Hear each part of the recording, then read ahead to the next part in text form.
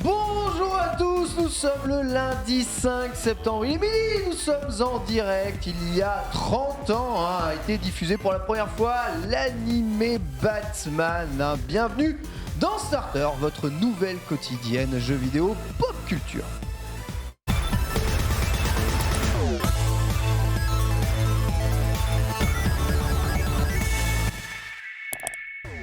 Yo, le gros yo de rentrée. Bonjour à tous, j'espère que vous allez bien, vous avez passé de bonnes vacances. Bonjour Lox. Coucou. Je suis trop contente d'être là. Franchement, j'espère que vous avez passé un bon été de votre côté parce qu'on est trop contents de vous retrouver. On est plus loin l'un de l'autre qu'avant, non? T'as pas remarqué? Est-ce que tu as remarqué nous ont séparés, ouais, ils ont tout changé, tout a changé, 30 minutes plus tôt, nouvelle DA, nouvel nom d'émission, nouvelle rentrée, voilà, on voulait marquer le coup évidemment pour cette rentrée 2022 avec, vous savez, une émission qui traite de l'actualité JV, de pop culture depuis maintenant plusieurs mois, votre quotidienne ici de midi. On a essayé de vous l'aligner un peu plus sur votre heure de pause du travail parce que beaucoup d'entre vous nous regardent depuis justement votre taf. Rassurez-vous, vous aurez une structure d'émission assez équivalente à ce que vous connaissez d'habitude. Voilà, vous serez toujours tenu au courant d'absolument tout avec des débats, des rebonds, etc.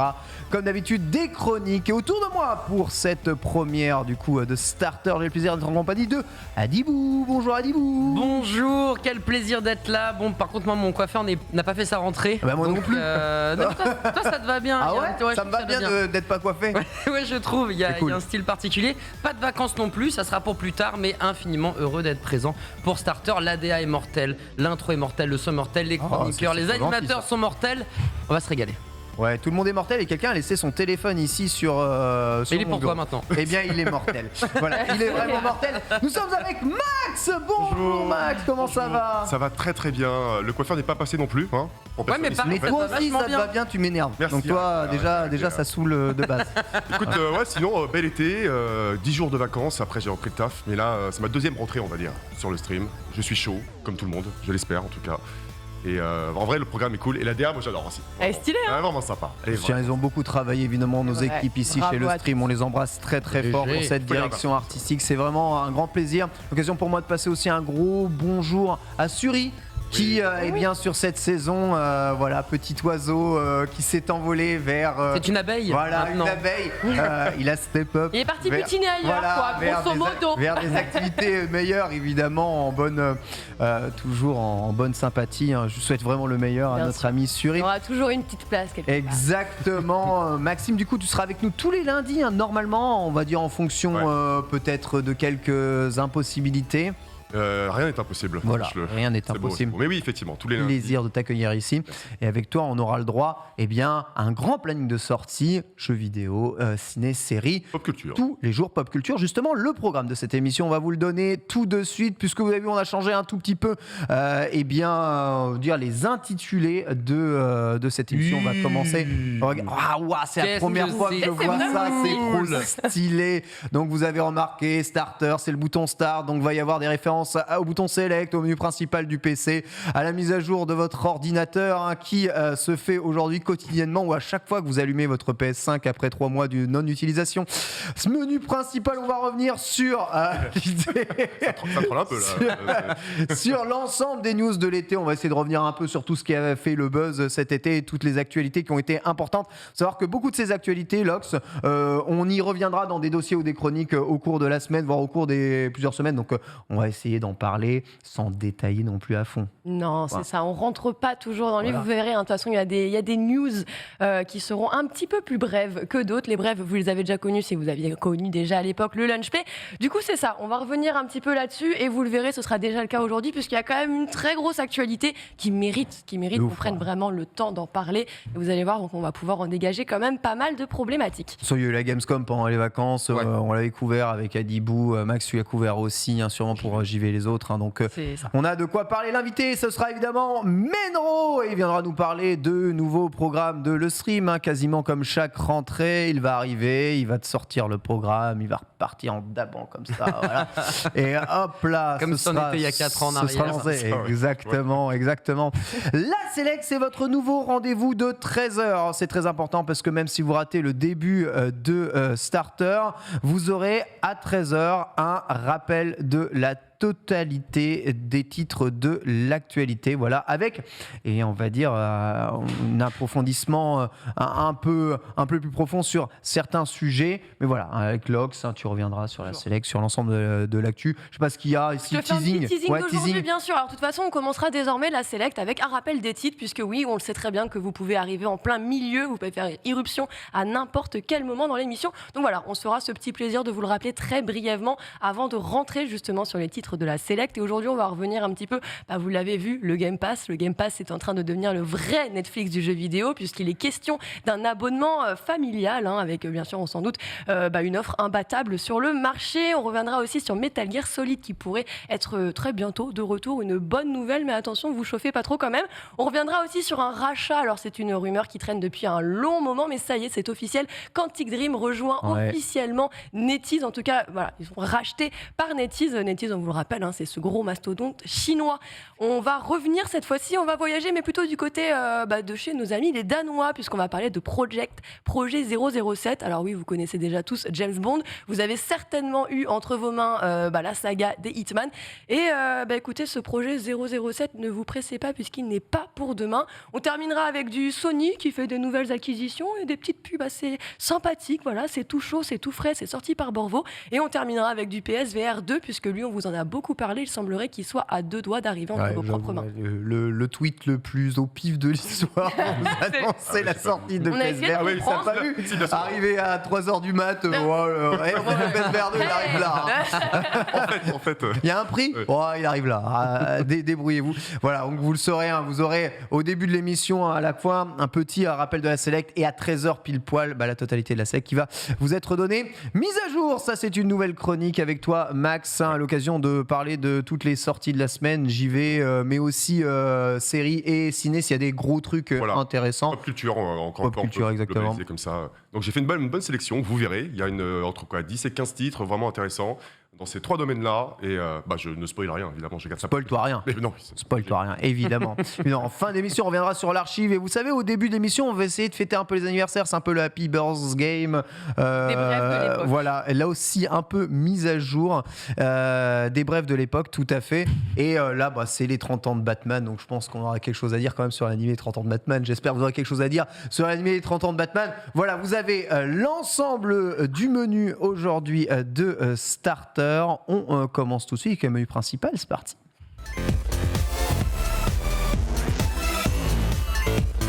Ah là là, mais ça fait du frais quand même, c'est générique, c'est machin, c'est tout. L'occasion pour moi d'ouvrir quand même un peu notre très cher chat, histoire de voir les réactions, car vous le savez bien entendu, nous ne sommes pas tout seuls dans cette émission, nous sommes bien en direct, nous sommes avec vous, et vous allez évidemment avoir la possibilité de parler aujourd'hui comme avant, pour partager votre avis, répondre à des sondages, évidemment, d'enquête d'opinion. D'ailleurs, sondages dont on se sert et qu'on revend ensuite après aux instituts de sondage, ce qui permet de financer l'émission. Donc répondez bien au sondage, c'est vraiment important.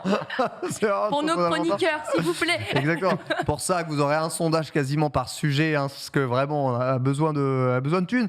Et c'est vraiment très important. Voilà, ne ratez évidemment pas ça. Au menu principal, spécialité aujourd'hui. Alors normalement, c'est le menu principal. Il y aura sûrement 3 sujets qui se tiendront à l'actualité actu, dont on tirera un peu des sujets un peu plus approfondis. Là, on s'est dit, Lox, comme c'était l'été et que c'est pas vu pendant un mois et demi, on va quand même faire un petit rappel de ce qui s'est passé. Et parmi ce qui s'est passé, il y a eu un été virtuel. Alors moi, je m'attendais pas du tout à ça, Lox, mais j'ai l'impression que tout le monde a découvert le VTubisme, le Twitch, la Twitch chance, exactement, et évidemment et le NFTisation. Et la NFTisation. Et cet été, ça a été je vais pas dire scandale sur scandale, mais test sur test de trucs bizarres. On a vu des choses émerger, effectivement. On était potentiellement prêts ou pas. Et c'est vrai qu'on va commencer avec une cérémonie où on s'attendait pas forcément à voir ce qu'on a pu y voir. Alors, est-ce que vous connaissez tous MTV? Oui. MTV Music Awards, on connaît tous. Évidemment. Voilà, on avait les VMA également. Enfin bref, on a toutes ces cérémonies qui sont arrivées et un show qui est arrivé. Alors, on en avait parlé justement avant de se quitter cet été. C'est The Weeknd qui commençait à faire, qui avait signé pour aller commencer à faire une tournée sous des NFT et tout ça. Bon, ok, très bien. The Weeknd, il s'est fait couper comme ça en chemin en disant nous, vous savez quoi, on va pas attendre que la tournée elle se lance début septembre. On va commencer là. Et c'est Eminem et Snoop Dogg qui ont fait un show en live et qui en fait bien se passé, Max. terminé par du NFT quoi. Non mais moi j'ai vu ça, j'ai halluciné. Je vois, il y avait la Tour Eiffel derrière quand même. C'est vrai que Gorillaz étaient des précurseurs. Gorillaz étaient des précurseurs, mais les clips de Gorillaz, ça déchirait. Toujours. Rien à voir, c'est clair. Cham de ouf. Snoop Dogg, pour moi, c'est le mec, il a un talent de fou, toi, dans le milieu du hip-hop, il n'a plus rien à prouver. J'ai l'impression que c'est le mec qui ne refuse aucun partenariat avec tout et n'importe quoi. Il peut tout se permettre. Oui, c'est vrai. Ouais, du coup, en fait, Marco. le fameux Marco. Ils sont en table de ça. Oh là là. Qu'est-ce qui se passe là? C'est la Marco Zuckerberg. C'est Zuckerberg dans son métaverse. Voilà. C'est sa carte postale, tu vois, l'été. Genre, il envoie ça à ses amis. Creepy, tu sais. Il t'envoie ça, c'est flippant. Ouais, c'est ouf quand même. J'espère qu'ils vont recruter des réalisateurs. Ouais, j'espère qu'ils vont racheter Ubisoft surtout parce que ils auraient peut-être besoin de. D'aide. Vous voyez, tout le monde a dit cette vision de méta et de ses projets. On était tous en mode non, mais jamais ça va fonctionner, jamais ça parlera aux gens. Eh bien, sachez que on a fait qu'encore un pas sur les premières actualités très virtuelles qu'on a pu voir parce que là, on a vu le concert en NFT, mais on a vu pire, non? Pire, je sais pas, mais. Moi, je parle du rappeur. Du rappeur. Le rappeur dont je vous ai parlé. Le rappeur ultra polémique viré de son label sans exister. Sauf qu'il n'existe pas, ça c'est la bonne nouvelle. Attends, quoi? Est-ce que vous avez entendu parler de FN Meka? Je t'avoue que non, j'ai vu ça sur le runner. C'est un rappeur virtuel. Ok. Qui est arrivé, rappeur virtuel. Bon, ça va, c'est pas la première. On a déjà vu d'autres artistes virtuels. Jusque-là, tu n'as rien inventé. Sauf que là, le petit bémol avec ce rappeur, avec FN Meka, puisque visiblement il a une personnalité, c'est qu'il était vraiment très problématique, en plein cœur de plein de polémiques. Il suffit juste d'écouter ses textes et regarder ses clips. Un peu de racisme. Enfin bref, il y a beaucoup de choses avec des mots. Il y a FN dans son nom. Des mots bannis qui il annonce la couleur. Voilà. Et bien, sachez que ce rappeur virtuel a réellement été viré de son label.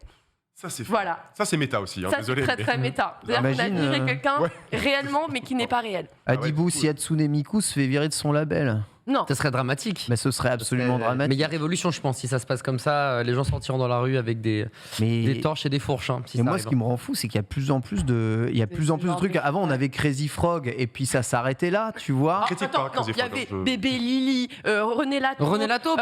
Oui, attends, il y avait une. Mais René Lataupe, il était un peu chelou sur les bords. Il a 2-3 casseroles et tout. Ouais, mais il y en avait beaucoup. Le débat René Lataupe, Crazy Frog. Alors René, c'était un peu comme FN Meka finalement. Un peu. Ilona, on nous dit Ilona là. Tu connais Ilona? Bien sûr, mon enfant. C'est une française en plus. Et du ciel, ouais. Voilà, regarde, tu vois, on nous met les vrais trucs. Le bleu du ciel, un beau sourire au bout des lèvres. J'avais pas les paroles, mais c'est bon. Ils ont rien inventé, ces rappeurs NFT. Non, ils ont rien inventé. Mais alors, c'est vrai que maintenant, ça nous fait quand même nous poser pas mal de questions. Moi, personnellement, quand je vois ce clip-là, j'arrive à me dire qu'il y a un intérêt pour les labels et autres de se dire qu'ils peuvent utiliser des images et contrôler finalement une personnalité pour ne jamais avoir de problème avec des comportements, des dramas qui pourraient sortir. Les casseroles. Tu vois, te dédouaner de la chose, en effet. C'est un personnage qui raconte des choses, c'est un personnage qui raconte une histoire. Complètement. C'est pas ma faute. C'est ce qui est plutôt ok. Typiquement, moi, je trouve que pour des personnalités un peu virtuelles pour les enfants, je trouve ça cool parce qu'au moins, t'es sûr de pas avoir un gros drama bullshit qui arrive par la suite avec tes gamins qui sera en mode ah putain, mais moi, il le suivait sur tous les réseaux, il était à fond dedans. Mais arrive un autre truc, c'est que quand tu vois ce type de personnalité, les types de problématiques qui peuvent s'en dégager, légalement, qui est responsable, comment on doit gérer, tu vas pas punir quelque chose qui n'existe pas et qui n'est même pas contrôlé puisque c'est qu'une puissance de calcul. Mais il va falloir quand même se mettre à jour, je pense, pour les lois qui vont arriver. Enfin, là, pour le coup, effectivement, t'as grave raison, mais c'est de nouvelles lois qui doivent être instanciées dans les années à venir finalement. Il y a deux choses, après je te donne la parole Max. La première chose c'est de savoir évidemment qui écrit les paroles et qui interprète évidemment du coup ces types de chanteurs. Si ce sont des personnalités réelles juste qui se masquent via un avatar virtuel, à ce moment-là il y a quand même une responsabilité derrière. Mais le truc c'est du VTuber du coup. Exactement, le truc c'est qu'aujourd'hui on a vraiment des rappeurs comme ça qui sont généré quasiment 100% par une intelligence artificielle, oui, ce soit son, musique, c'est vrai. C'est une IA qui fait. Ouais, texte, exactement, et inspiré en fait des codes de la musique existants déjà. Et il faut dire quand même que ce FN Meka, il a plus de 10 millions d'abonnés sur TikTok. C'est juste pour vous dire que ça peut prendre une ampleur justement qui peut devenir colossale et un peu, on perd le contrôle puisque finalement c'est l'IA qui s'autogère. Et qui est responsable. Le soulèvement des machines. Alors, on est juste au courant que c'est une IA qui s'occupe de Meka, là, c'est ça De A à Z. FN Meka. Parce que j'allais dire, il y a forcément quelqu'un qui pilote le projet d'un point de vue artistique, qui écrit et tout, mais en fait, s'il n'y a même pas d'humain derrière, effectivement, tu peux rien dire. Et là, il y a un vide juridique, alors.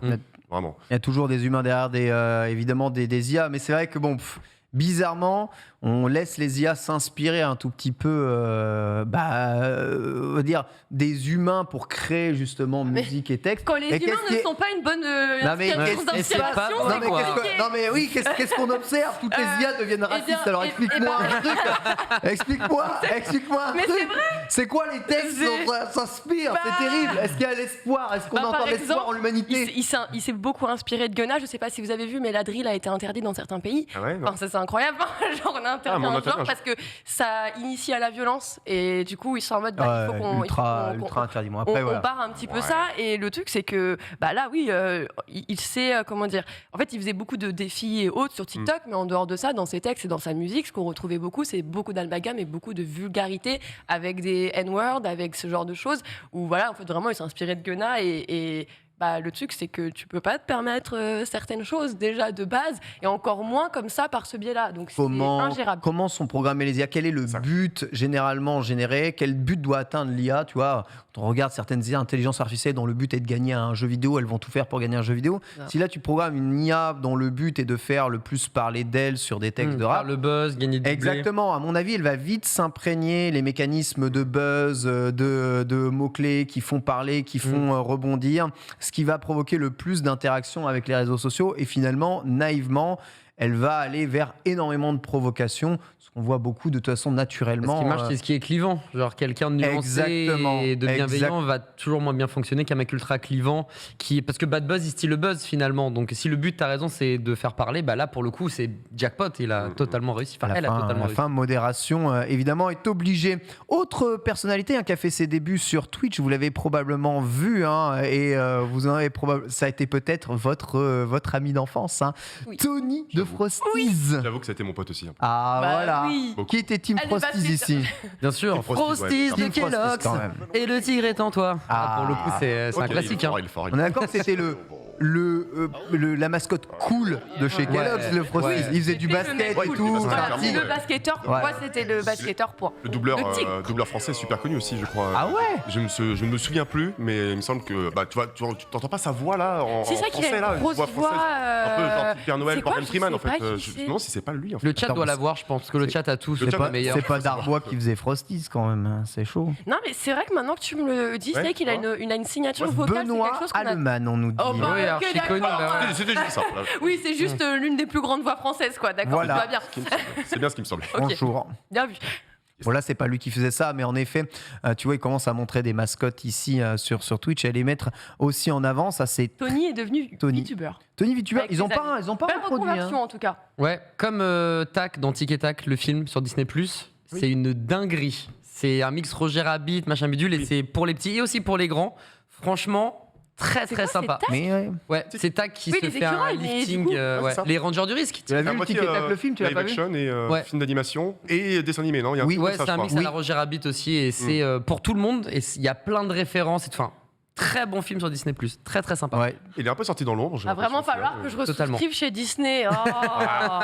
Toujours à nous faire perdre de l'argent dès qu'on revient ici. Sans pub pour le moment, Lox, en plus, t'as de la chance. Une rumeur raconte qu'après s'être fait manger par le chocovore, Lutti est devenu TikToker. Faut savoir. Kellogg's, ça peut changer des vies. Attention. Absolument incroyable.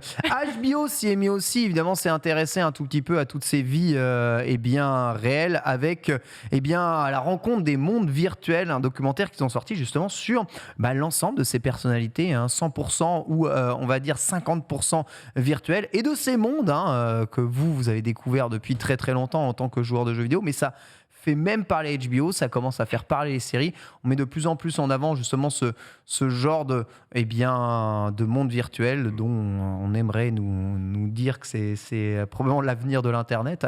Je ne sais pas, ici moi vu de là, j'en ai tellement testé des mondes virtuels, j'y suis toujours revenu, mais peut-être qu'un jour ce sera bien, c'est pas tout pété. VRChat, t'as déjà quand même testé.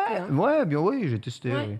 Mais moi être en VR, j'aime pas ça trop longtemps. Oui, d'accord. Ouais. Oui. En fait, ça dépend ce que tu peux faire. Trop et c'est pour ça Pokémon. que peut-être je referai une chronique à l'occasion un peu plus dédiée à la VR pour vous montrer certaines des petits pans de ce qui peut s'y passer et qu'on ne se doute même pas. Mais il y a vraiment des gens qui sont en train de sauver des gens en VR. Il y a des gens, moi j'ai continué à apprendre la langue des signes en VR. Alors là, on va me dire, mais comment tu fais avec tes trucs ? Je vous expliquerai peut-être. Mais grosso modo, il y a quand même pas mal de choses qui se passent. Et oui, donc là, on a vu pour le documentaire, mais on a aussi du cinéma immersif qui est en train de se faire. Et tu vois, genre comme quoi, on arrive aussi à essayer de taper dans l'entre-deux parce qu'on se rend bien compte que c'est quand même compliqué de mettre un casque sur la tête de tout le monde. C'est clair. Mais alors, le cinéma, là, je suis curieux. Ça marche. C'est comme si tu étais dans une salle de cinéma, c'est ça ? Ou alors tu es plongé dans le film. Comment ça marche, tu sais ?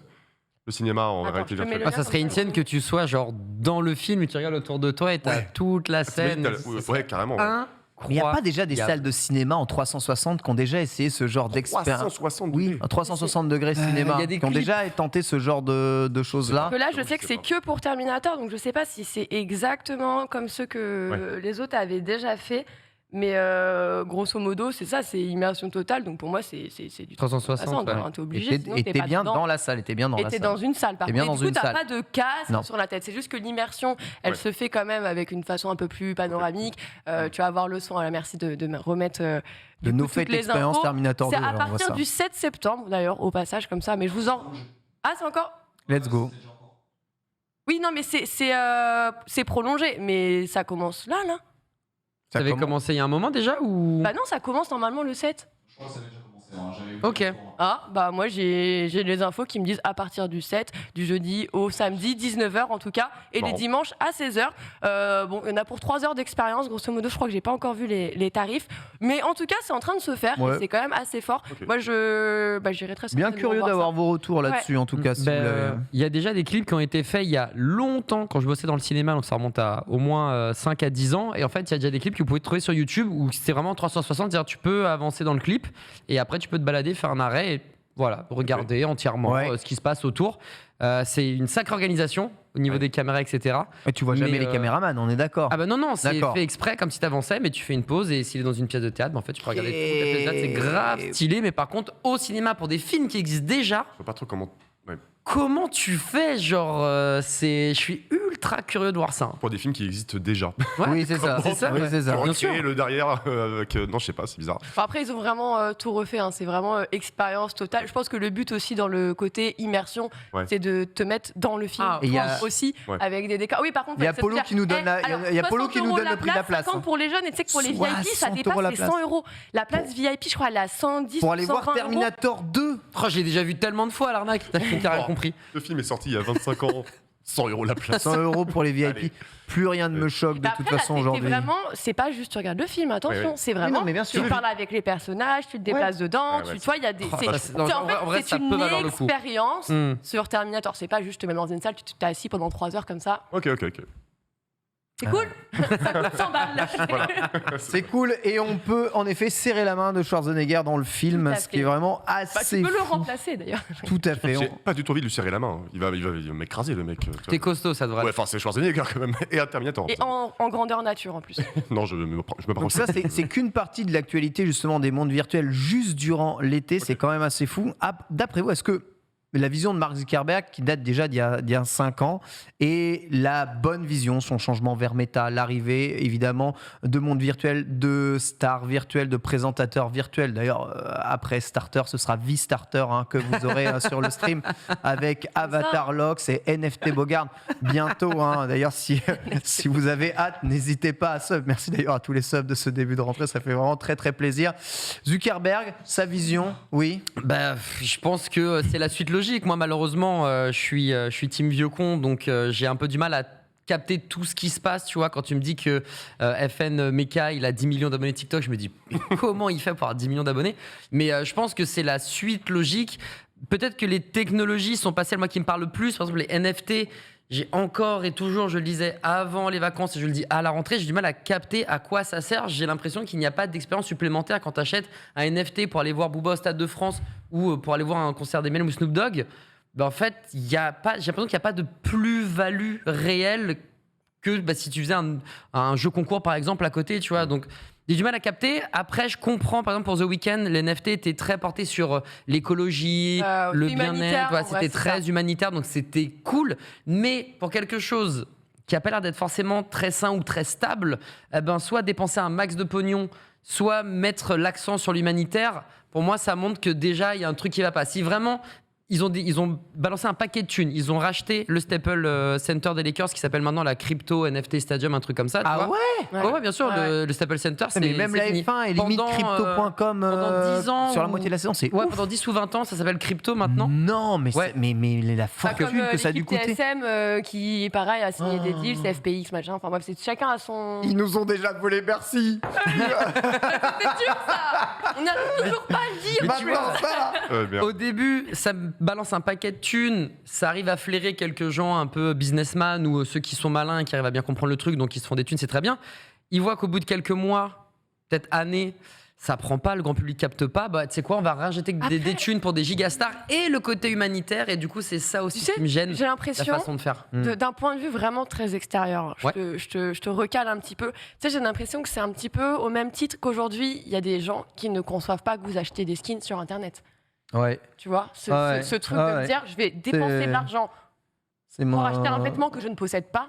C'est mon cas. Oui, non, mais voilà. Et tu vois, genre, il y en a, ils vont te l'expliquer très brièvement, ils vont te l'expliquer très simplement. Oui, mais moi, tu vois, je passe tant d'heures, machin. Il y a beaucoup de joueurs. Non, ça, c'est une justification pour. C'est juste la justification. Chacun aura ses arguments, quoi qu'il en soit. Tu vois, j'ai l'impression que c'est un peu. Faut pas vieillir, quoi. Ne soyons pas les boomers des autres. Non, mais c'est pas une question de vieillir. J'ai pas l'impression d'en avoir pour mon argent quand j'achète un skin. C'est surtout ça, tu vois. Surtout au prix des skins aujourd'hui. Les skins coûtent un peu cher. C'est vrai, les skins coûtent cher parfois. Ouais, c'est juste une recoloration. C'est énorme, en vrai. 20 € parfois, c'est énorme. Il n'y a pas de skin qui coûte 20 €. Si, ça passe pas Fall Guys. Ouais, en vrai, je trouve qu'ils ont rien inventé. Je suis d'accord. Ils ont rien inventé, mais c'est juste. Tu vois ce qui est en train de se passer avec les NFT. Pour le moment, il y a une cible qui est qui est complètement à fond dedans, même on va pas se le mentir. Ils sont à fond dedans, au même titre que certains sont à fond sur leurs skins et leurs avatars dans les jeux. Au moins, NFT, tu parles d'une économie. Au moins, un skin en NFT, tu peux le revendre si jamais t'en as plus rien à foutre. C'est en train de faire bientôt avec les skins. Ça l'avantage. Les skins, tu peux faire ça aussi. Ils sont en train de penser dans les jeux à refaire des. On va enchaîner et partir un peu sur le retour de l'actualité jeux vidéo. L'été jeux vidéo a été marqué bien entendu par la Gamescom. On a pu vous la couvrir ici. C'est vrai qu'on a repris l'antenne avec toi, Adibou, pour couvrir le live de la Gamescom. Et c'est un live finalement qui a été, je trouve, assez étonnant, rempli de bonnes surprises finalement. Et on n'était pas nombreux à penser ça. On n'était pas nombreux à penser ça, Adibou, c'est vrai. Tu peux nous en parler un tout petit peu ? Ouais, bien sûr. C'était l'opening night live, donc c'était, on va dire, l'antichambre de la Gamescom, et on a eu le droit à Geoff Keighley qui nous a fait un show à l'américaine avec des world premiere. Alors, définition du mot world premiere, faudra qu'on se mette d'accord, Max, parce que Max, c'est quoi world premiere? C'est quoi une world premiere pour toi ? C'est quand tu montres vraiment un jeu qui a jamais été dévoilé auparavant. D'accord. On est d'accord. On est d'accord. Parce que pour eux, tu montres un trailer qui n'a jamais été montré, c'est world premiere. C'est ça. Voilà. Donc tout est world premiere, parce qu'ils vont pas remettre un trailer qui a déjà été sur YouTube. L'arnaque, tu sais. Ouais, ils jouent sur les mots. C'était clairement ça. Du coup, donc on a eu plein de world premiere qui étaient juste des nouveaux trailers.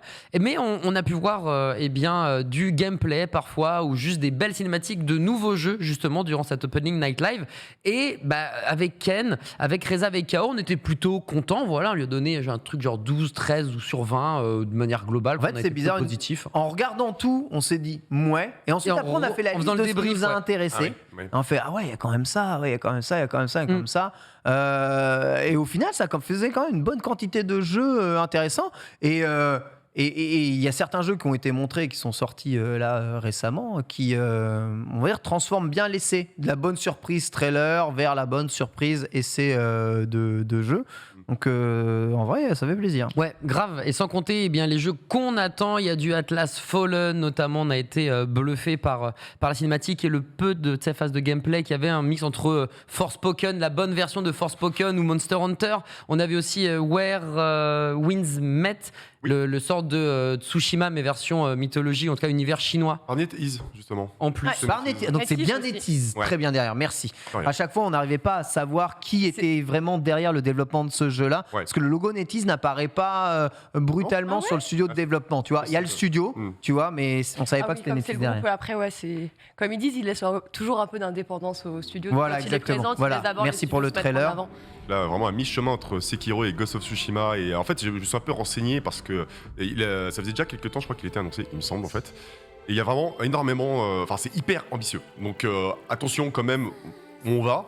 Mais t'as vraiment énormément de. Tu peux te spécialiser ton personnage dans des métiers et tes métiers vont vraiment influer sur l'environnement, les PNJ, les machins. T'as énormément de facettes différentes. T'as beaucoup d'aventures, beaucoup de scénarios, Du coup, c'est vrai que ça a l'air gigantesque, très ambitieux. On verra ce que ça donne parce que souvent, faut pas se brûler les ailes quand tu. Ouais, mais pas pas trop d'attente. Le jeu vidéo chinois. Attention, à mon avis, un gros bail en 2023. Hein. Vous savez, évidemment, les studios chinois, enfin les grandes boîtes chinoises comme Tencent ou NetEase investissent beaucoup dans le jeu vidéo. On va même reparler de NetEase, je crois, sans plus aujourd'hui. Tu vois, et en investissant dans le jeu vidéo, ils achètent des compétences pour faire des jeux AAA stylés. En plus de ça, il y a des équipes derrière, il y a des gros budgets, des gros moyens.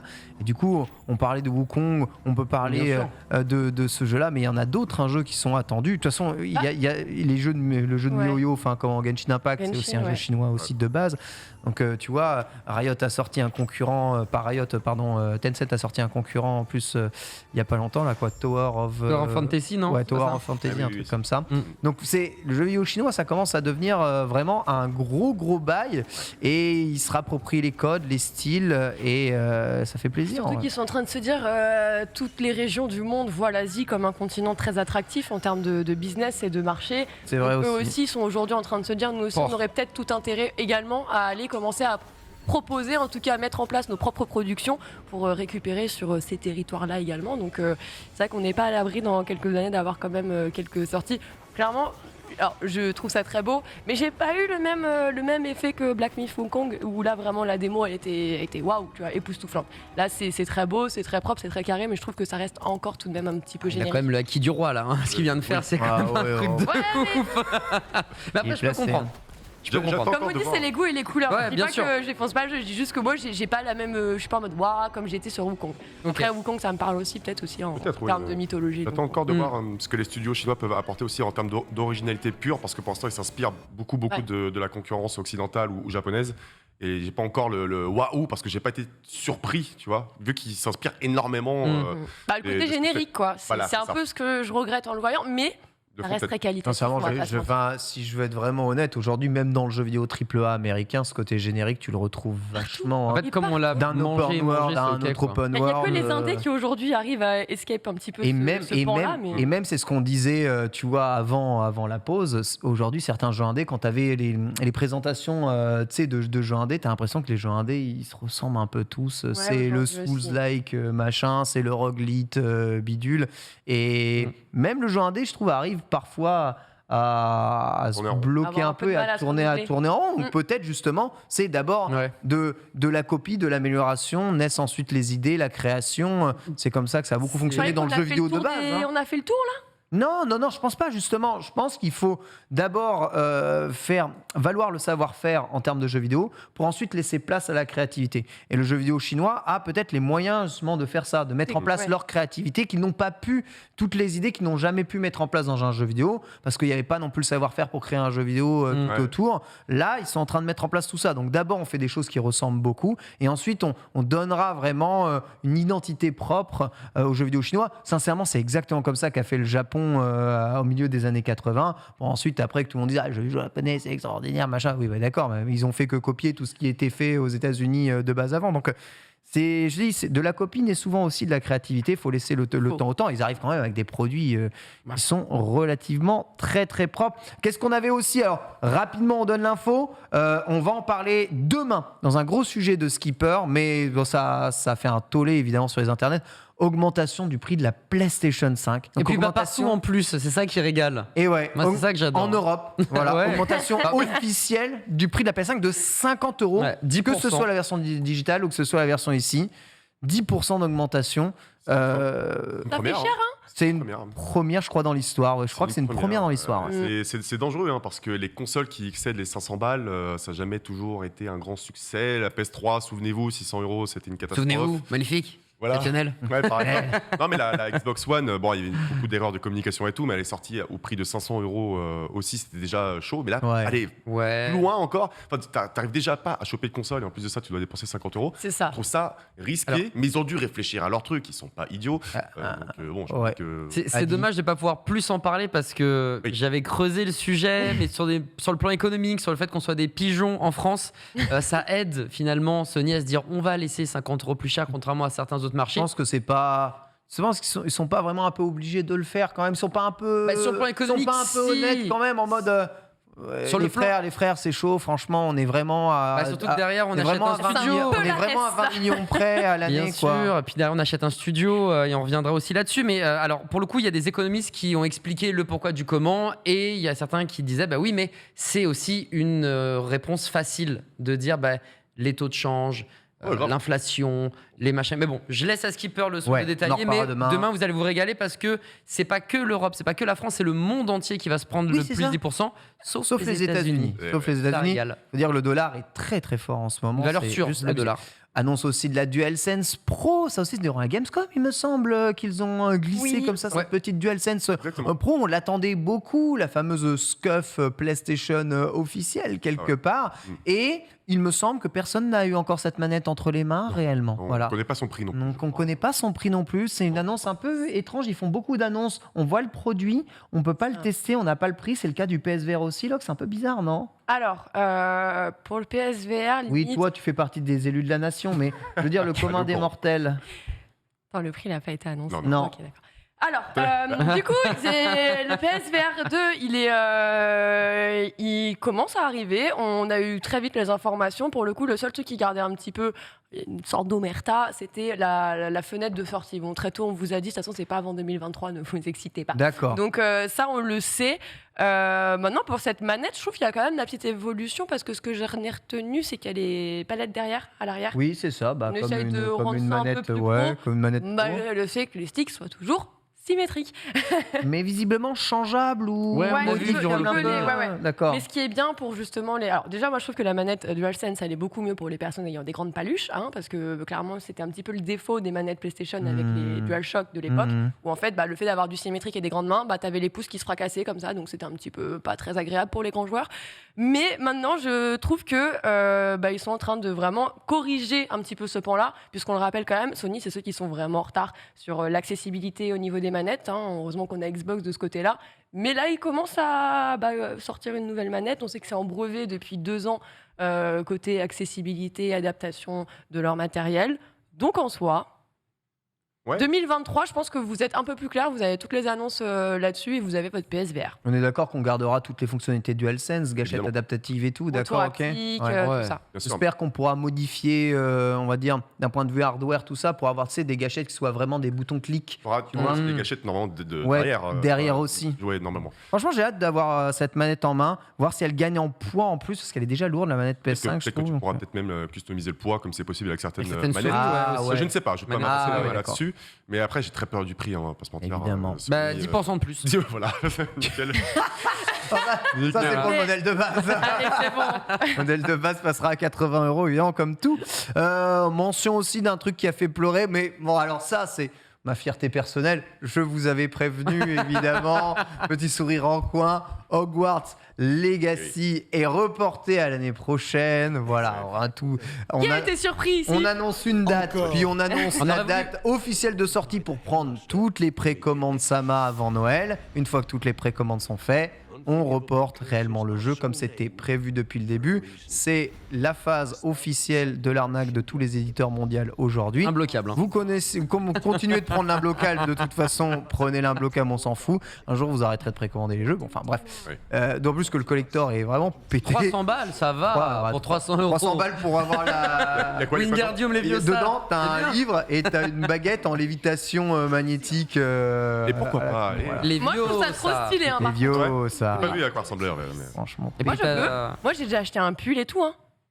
Un pull Hogwarts Legacy? Hogwarts tout court. Ah oui, Les Serpentards et tout. Ah, mais je suis Ah, là. t'es déjà j'attends. dans la maison Serpentard. Il y a eu les 4 maisons qui ont Autant été. dire qu'en vrai, je suis Serdeg, donc c'est mort. C'est Bah, nul. quoi, Sardeg, C'est ça trop va? bien, Serdeg. Attends, la maison des Serdeg dans Éclaté. Hogwarts Legacy, elle est sublime. C'est probablement la plus belle. Commencez pas. Pardon. Ah bon, comment tu sais d'ailleurs? Parce qu'il y a eu les trailers des 4 maisons qui ont été révélées Ouais. et franchement la plus belle est Tu trouves? vraiment Serdeg. Ouais. C'est Serpentard, il y a une certaine classe où t'as un Ah mur ouais, qui mais c'est part. dépressif Et- malheureusement. Ouais, mais c'est c'est très Serpentard. Bresson quoi. C'est Bresson, Mais c'est sinon, ça. après ça colle. Après ça colle. Le au thème. collector, ici, Après hein. ça colle. Pareil pour Gryffondor et Ah, le Poufsouffle à côté de la collector- cuisine, par tu contre, connais. le collector, il est ok, non? Il est pété, non. Pour Ce que tu- 300 balles, ce que tu ça vois- fait cher le kilo. Ce que tu vois à Hormis gauche, ce que tu vois à gauche, c'est pas des statues, c'est des vieux skins dans le jeu. Oui. Ouais. Ah oui. C'est des skins in-game. Ah, c'est même pas des ouais. petites statuettes. Et qui sont, je me Ah, demande ça, s'ils sont j'avais pas mal compris, moi, je croyais exclusifs que en j'avais des plus. statuettes. Non, non, PS4, c'est le livre. PS5, je crois. Ah bon, tu penses? Mais le livre et la baguette, moi j'aime bien. Bref, report à l'année prochaine. On Le n'espère pas de 23 nouveaux février reports. de Voilà, mémoire, 23 je crois. février, donc c'est bien loin des périodes de Noël, mais on essaye quand même de rester dans l'année fiscale. Voilà, on espère c'est ça. que le jeu sera à la hauteur des attentes. Comme d'habitude, le même discours, mais laissez-les reporter pour que le jeu soit le meilleur possible. Comprenez un jour que le jeu il est reporté déjà de base. En même dans temps, leur ils tête, pensaient de qu'ils toute allaient façon. faire un petit jeu, il allait partir en soum-soum, tu vois, en mode carrément. le petit jeu là, tranquille. Après, ils ont vu tout le monde dessus en mode exceptionnel. Ils sont en mode purée. Mais c'est bien, non, ils ont- oh la galère. Un oh, peu la trop de galère. hype, voilà. Ils ont revu leurs ambitions à la hausse. C'est très C'est cool. Ça- Le 10 ouais. février, pardon, je dis le 10 23, c'est février. le 10 février Merci 2023. Merci le W23. beaucoup, Adibou. Autre chose qui a bien fait parler d'eux, Dragon Ball, hein, qui se place partout. Alors, Dragon Ball aujourd'hui, c'est devenu, je sais même pas quand, si Pokémon un Si. peu hein, quelque part. Hein. Ça se met absolument partout, n'importe quoi. Donc Dragon Ball évidemment dans Fortnite. Vous avez vu vos youtubeurs préférés probablement faire Oui. des. ça. C'est un Kamehameha ça. Ouais. Ok, voilà, pouvoir avoir Kinto-un pour se déplacer dans les airs. En vrai, moi je trouve ça très rigolo, très fun. Incroyable. Comme Naruto à l'époque, le seul truc que j'ai un peu comme problème avec ça, c'est que je trouve les skins horriblement laids en fait. Ils sont ouais pas réussis du tout. Ouais, les animations sont très moches. Comme tout doit être méga générique pour fonctionner avec tout. Le Kamehameha, et on a l'impression que c'est mon petit frère voilà, de 5 ans Mais c'est pour ton qui petit frère de 5 ans. qui essaye de simuler un peu le truc. Ouais. Voilà, les persos ont l'air d'avoir un balai dans le fion quand ils bougent et c'est Ah, pas classe. En c'est fait, c'est pas Fortnite. classe. Mais ce que j'allais dire, Mais c'est. non, il y a des ça. skins que je trouve plus réussis que ça. Ah Tu bon, vois. bah, ouais. les En animations termes d'animation, sont homogènes avec Fortnite. Il faut que ça reste des personnages Fortnite. Mais tu sais, on parlait tout à l'heure du métaverse. Le métaverse, il existe déjà depuis, Depuis très longtemps. déjà depuis très longtemps. Hein. Genre Second Life ou le PlayStation Home, ils en étaient déjà. Et puis Fortnite, c'est un meilleur exemple d'un métaverse qui marche aujourd'hui, en fait. Ouais. Vraiment. Tu Et, vois, et en plus, la bonne nouvelle, c'est que nous, ici, autour de cette table, on n'a pas besoin de défendre Dragon Ball, on sait ce que ça vaut. Mais il y a des jeunes vraiment qui sont passés à côté parce que il y a One Piece, parce qu'il y a SNK, Franchement, parce je suis qu'il y a tout d'accord. ça. Et là, ils sont un petit Comme peu je en dis. train d'enfin apprendre la vraie vie. Non, je trouve cool, mais tu vois, quand j'avais vu arriver les skins Ryu et C'est Dragon Chun-Li Ball Super, quand même. dans Fortnite, tu vois, Ouais, quand j'ai vu je trouvais que arriver, c'était plus. je trouve que ouais. l'intégration était juste meilleure. Alors oui, voir Ryu avec une arme à feu, ça fait C'était drôle. ça fait trigger, mais globalement, leur animation du Shoryuken, Ouais. du Hadoken, c'était des emotes qui, quand tu avais le skin, tu avais vraiment l'impression qu'ils le faisaient. Je trouve vraiment que l'intégration fait trop, moi, je trouve comment que- s'appelle ça, mode. Ouais. Fait par Ok. un enfant de 5 ans sur Remoderne, ouais, ok, Roblox, je vois. excusez-moi, c'est vrai. Et c'est ça que je trouve dommage. C'est qu'ils tiennent. C'est cool, moi, je trouve, d'avoir des skins dans ce jeu, mais il faut. soyez au moins, faites un peu un effort, parce que là on sent qu'il n'y a pas d'effort en fait. C'est vas-y, on a les licences. En même temps, le mois d'avant, ils avaient quoi. la WWE, donc c'était John Cena qui était intégré. Pareil, il y avait d'autres skins avec justement l'Undertaker dans Fall Guys et aussi des skins pour la Octane au niveau de Rocket League. Ouais. Donc à un moment, tellement ça brasse de licences que c'est peut-être compliqué de faire des trucs qui collent, vu que comme l'a dit Max, on est très générique. Et on a vu au plus plein de clips super sympas avec Son Goku détruire des gens avec un sabre laser et derrière faire la danse du loser. Franchement, on vit dans une saucisse quand même. C'est une grosse saucisse de ouf, tu vois. Genre, mais vous vous rendez compte de ce qui vient de se passer sous nos yeux? Qu'est-ce qu'ils ont? Ouais. Moi, ça me dérange pas. Cool. J'aime juste un peu le respect, peut-être un peu des licences. Ouais. Là, vraiment, on s'en fout. Fini, Sachez respect est mort. en plus, Totalement. Dragon Ball arrive même dans PUBG Mobile. Enfin, vraiment, la Shueisha, dès qu'ils peuvent foutre leur Dragon Ball Super partout, ils inondent le marché. Je rappelle, PUBG Mobile, ni plus ni moins, je crois que le FPS mobile le plus populaire en Asie. Ouais, Ça Singapour, ça etc. bouge pas. C'est un délire. Bide complètement chez nous, par contre. C'est bide intersidéral. On en chez caste nous. de temps en temps du PUBG mobile. Quand on fait 100 viewers, on est content. Donc effectivement, ça prend pas. Mais ils ont mis un peu plus de force au niveau de la communication. Et en plus de ça, il y avait Arcane il y a pas longtemps. Il y a Dragon Ball. Donc on essaie quand même de faire en sorte que ça fonctionne. Mais c'est vrai qu'en Asie, par contre, c'est Superstar. Par contre, en France, on reste, c'est nous les Français avec Wawa, les champions de Dragon Ball Fighters avec Wawa. Ouais. Donc Voilà, ça reste nous les Il y a Français. Shaq qui a gagné aux Et il y a Shaq États-Unis qui a aussi. gagné, Hein. qui a gagné exactement. Liskos Srodon ce week-end. En effet, donc c'est qu'une petite partie de ce qui a été justement et de ce qui a marqué l'actualité durant la pause. Sachez qu'on vous en parlera et on reviendra évidemment plus en détail sur tous ces sujets au cours de la semaine via des chroniques. On va accueillir tout de suite, sans plus tarder évidemment, le patron de la chaîne Le Stream pour nous parler, bien entendu, du planning de rentrée que vous attendez probablement tous. C'est parti, il arrive, c'est maintenant.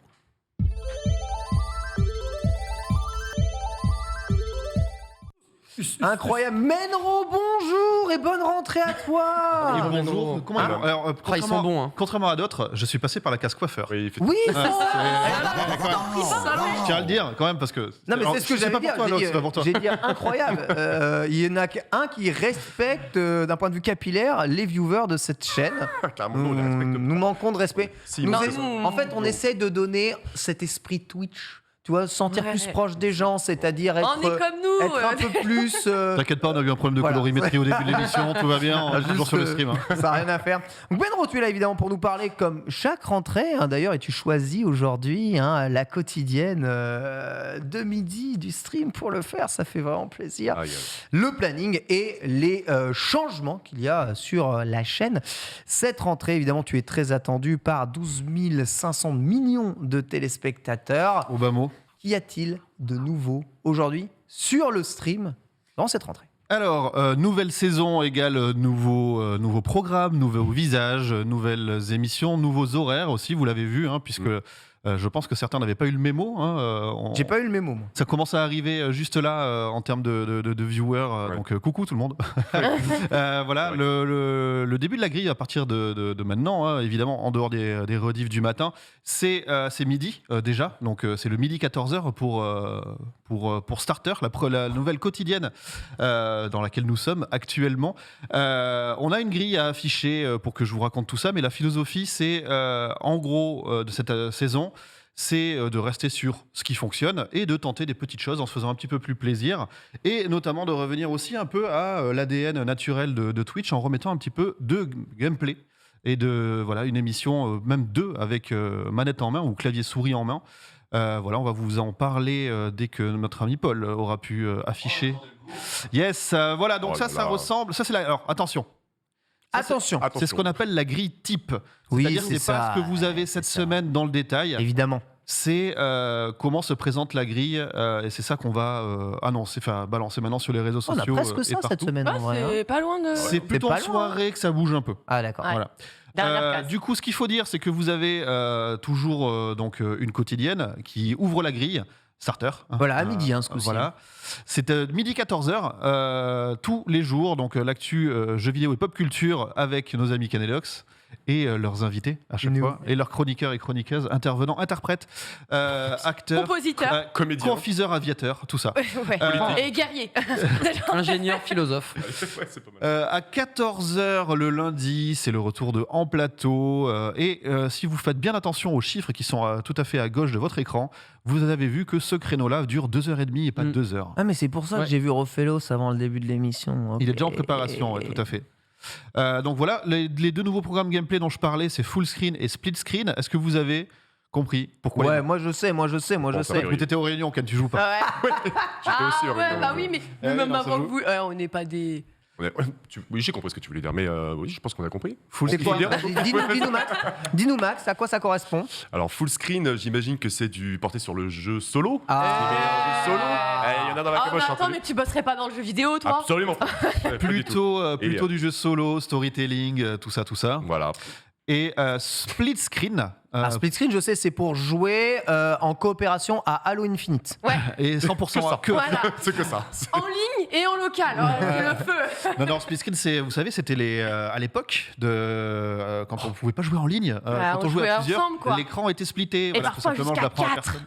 Jusqu'à 4. On voyait rien. Il y a encore de bonnes machines qui le font très bien. Ça fait mal d'expliquer ça, genre j'ai l'impression Non, d'avoir. mais c'est Ouais. histoire de laisser personne sur le carreau. Mais Les on est nouveaux vieux. viewers, nouvelles viewers qui viennent, qui nous découvrent. Ouais. L'idée, donc, c'est, vous l'avez compris, ce sera pas que du jeu en split. C'est juste pour dire, on joue à plusieurs. Et sur Full Screen, c'est plutôt toi, mon ami Max, qui sera aux manettes, avec des invités à chaque semaine. Et de l'autre côté, pour Split Screen, c'est notre ami Zoulou qui va prendre les choses de son côté. Voilà, donc faut s'attendre sans doute à du Battlegrounds en ce moment ou des choses comme ça. Qu'est-ce qu'on a, les amis bro? Je vous en parle pas plus que ça. L'émission poursuit sa route. Changement quand même d'horaire. Un changement d'horaire. 2h30 des amis bro. Voilà, un peu de gameplay à la fin. Voilà, ou au milieu. En tout cas, on aura plus de temps pour faire l'émission, qui était toujours terminée trop tôt. J'irai streamer dehors, donc qui a un créneau étendu. Alors c'est pas forcément le plus simple, mais on va tout faire en sorte pour que ça fonctionne bien. Et voilà des changements sur la case à partir de 16h30, 18h30, qui sont plutôt de l'ordre du changement de jour et d'organisation, avec un manga sur le lundi, un Let's Go le vendredi, le JDH qui revient le jeudi, le mobile qui reste là. Et par contre, comme vous pouvez le voir, Allo Ciné l'émission, c'est fini. Mais à la place, on va toujours avoir un créneau qui va parler ciné et séries, et où il y aura toujours Johan Sardé, évidemment. C'est une nouvelle émission qui s'appelle No Spoil, voilà, qu'on aura le plaisir de lancer demain, et on a la chance d'avoir pour la première 2 invités qui sont le réalisateur et l'acteur principal du Visiteur du Futur. Ah, trop bien. Donc voilà, François Descraques et Florent Dorin seront avec nous en plateau pour parler du Visiteur du Futur, le film. Voilà, sinon après, c'est qui dit nouvelle émission, dit nouvelle dynamique. Donc si vous aviez arrêté de regarder le ciné, je vous encourage à venir jeter un œil un petit peu à No Spoil, qui n'aura pas le même ton et qui sera un petit peu plus percutant. Sinon, après, c'est le retour du récap. Jusque-là, pas de changement. Sauf que dans le récap, il y a plein de choses qui changent. Ah oui. Donc, il y a des nouvelles chroniques, beaucoup plus. Il y a une nouvelle rythmique. Il y a des nouveaux visages aussi. Des nouveaux invités qui seront des fois pour des petites vidéos qui viendront amener des capsules comme ça. Ou d'autres qui viendront directement en plateau. Voilà, je ne vais pas tout révélé, on regarde quand même quelques petites surprises, mais voilà le récap. Donc ce soir c'est un récap spécial en plus, non? C'est un récap spécial parce que il va durer un peu plus longtemps. Et notamment j'aurai la chance d'en être, mais pas pour parler de la grille, pour parler de la série du Seigneur des Anneaux. Je suis surpris. Donc, voilà, évidemment un gros débrief dans nos se faire plaisir devant la montagne d'argent dépensée. T'as attendu ce lundi depuis trop longtemps là. Et t'attends le mercredi, non, mardi. Mardi, dans nos spoils, on va en parler un peu plus en profondeur, mais dans le récap, déjà, voilà, on va parler de la bataille des préquels avec Game of Thrones, du coup House of the Dragon et le Seigneur des Anneaux, les Anneaux de pouvoir. Sur la grille du soir, le lundi, vous avez un point d'interrogation.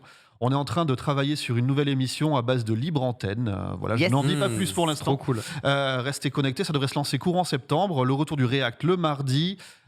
Évidemment, le mercredi, c'est des primes, souvent des OP, surtout cette semaine. On en parlera après dans le détail de la semaine. mais il y a le retour du grand quiz. C'est le grand quiz. Ouais. Voilà. Sinon, je reprends la musique avec les copains Dina et Max. Pareil, courant septembre, ça va arriver assez vite. Et le vendredi, on voit, moi je le vois pas, mais on le voit à l'antenne. Oh, on le voit. C'est à table les copains. Donc Ted qui reprend ses interviews au resto. Mais ce sera une semaine sur 2 entrecoupée avec un nouveau programme qu'on essaie de mettre en place à base de cuisine. Mais avec peut-être un petit peu plus de folie et moins de savoir-faire. Je ne dis que ça. Moins de savoir-faire. On va voir. Ça dépend. Il y a des phalanges qui vont. Il y a plusieurs pistes. On va voir si on fait du panique en cuisine, si on trouve des nouvelles collabs à faire. À ce moment-là, on sera un peu plus sérieux. Moi, je t'ai déposé mon concept. Tu le sais, Manro. Moi, j'ai Burger Show aussi. Il y a plein de choses qu'on va pouvoir imaginer. On mange que des burgers toute la soirée, vous savez pas. Autour de cette case. Le squat. Du coup, ça, c'est la grille générale. Donc, il y a quelques petits changements, mais vous n'allez pas perdre trop vos habitudes. L'idée, c'est aussi, par contre, de vous parler de ce qui se passe cette semaine en vrai. Parce que ça, c'est bien beau, c'est de la théorie, mais maintenant, on va passer à la pratique. Yes. Et la pratique, c'est comme tu le disais, on peut balancer, Paul, si tu l'as. Cette semaine, donc le lundi, un récap qui va durer jusqu'à normalement 21h30. Yes. Voilà, puisqu'il y a des choses à raconter, des choses à présenter. Mercredi, le grand quiz. Le grand quiz avec Jiraya et une pléthore d'invités. On a un peu changé les règles, vous allez voir, il y a des petites logiques de Battle Royale. Un petit peu. Je dis pas plus. C'est belle la mode. Voilà, venez nous voir pour ce gros prime de rentrée. Et jeudi, on aura donc mensonge et trahison, puisque... ça fait un moment qu'on n'a pas fait l'émission et sur la musique, je suis pas encore tout à fait prêt, de manière tout à fait limpide. Et vendredi, pas de récap. On arrête la grille à 18h30 puisque évidemment Z-Event oblige. On va laisser la priorité aux caritatifs et à tous les copains qui sont là-bas. Donc voilà. Tout à fait, donc voilà, vous avez remarqué les Bonjour les amis, principaux vous changements. m'entendez? Oui, Bonjour, on t'entend, juste, oui. petit errata de Jiraya, je transmets le message. Oui. Je sais pas si c'est ce que vous vouliez faire. J'allais poser les questions du chat, c'est Maxildan. Bon, bah, salut du coup, tout le monde. Bonjour Max. Bonjour Maxilda. Coucou. Juste, j'ai vu un message passer de Jiraya qui dit petit errata pour mercredi, c'est Summoners War et pas le mobile. Okay. Oui, c'est l'émission Voilà. spéciale. C'est tout. Je voulais juste Tout à fait. transmettre le message. C'est l'émission spéciale Summoners War. Oui Max, dis-moi tout. Salut, première question Menro, pourquoi est-ce qu'il n'y a plus le journal de jeuxvideo.com ou plutôt de JV? Alors, il y a plusieurs raisons à ça. Évidemment, la première, c'est une histoire de priorité, d'organisation et d'envie de faire les choses. Nous, aujourd'hui, on a décidé de ne pas laisser une case vide. Et c'est pour ça qu'on retrouve une nouvelle émission beaucoup plus éditorialisée qui devrait vous rappeler pas mal de choses de ce qu'on faisait avec nos amis de JV. J'y vais en ce moment. En plus, un stream beaucoup sur leur YouTube, il me semble, le midi. Vous pouvez retrouver Panta quasiment tout le temps. Exactement, voilà. Deuxième question, pourquoi il n'y a plus House of Sports? Et retrouverons-nous peut-être Erwan dans une chronique sportive ailleurs? Alors, je vais rassurer tout le monde. Question orientée. Je vais rassurer tout le monde puisque on est toujours très copains avec les copains de First Team. Mais c'est vrai que on arrivait en bout de cycle un petit peu sur ce qu'on pouvait raconter sur House of Sports. Et voilà. Donc, ce qu'il faut savoir, c'est que évidemment, il y a une Coupe du Monde qui arrive.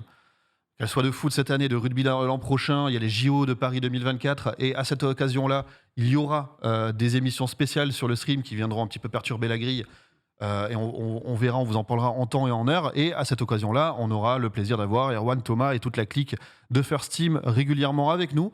En attendant, de manière beaucoup plus proche et dès demain, voilà, on aura toujours Erwan sur le récap, mais il ne viendra pas que pour faire du quiz, il viendra aussi pour justement nous parler de toute l'actualité qui a fait la semaine sportive voilà, chaque semaine. Un petit récap. Tout à fait, une nouvelle chronique notamment. Voilà. Et dernière question au sujet des rediffs, y en a-t-il et à quel moment et qu'est-ce que ça diffuse? C'est une très bonne question, Maxime.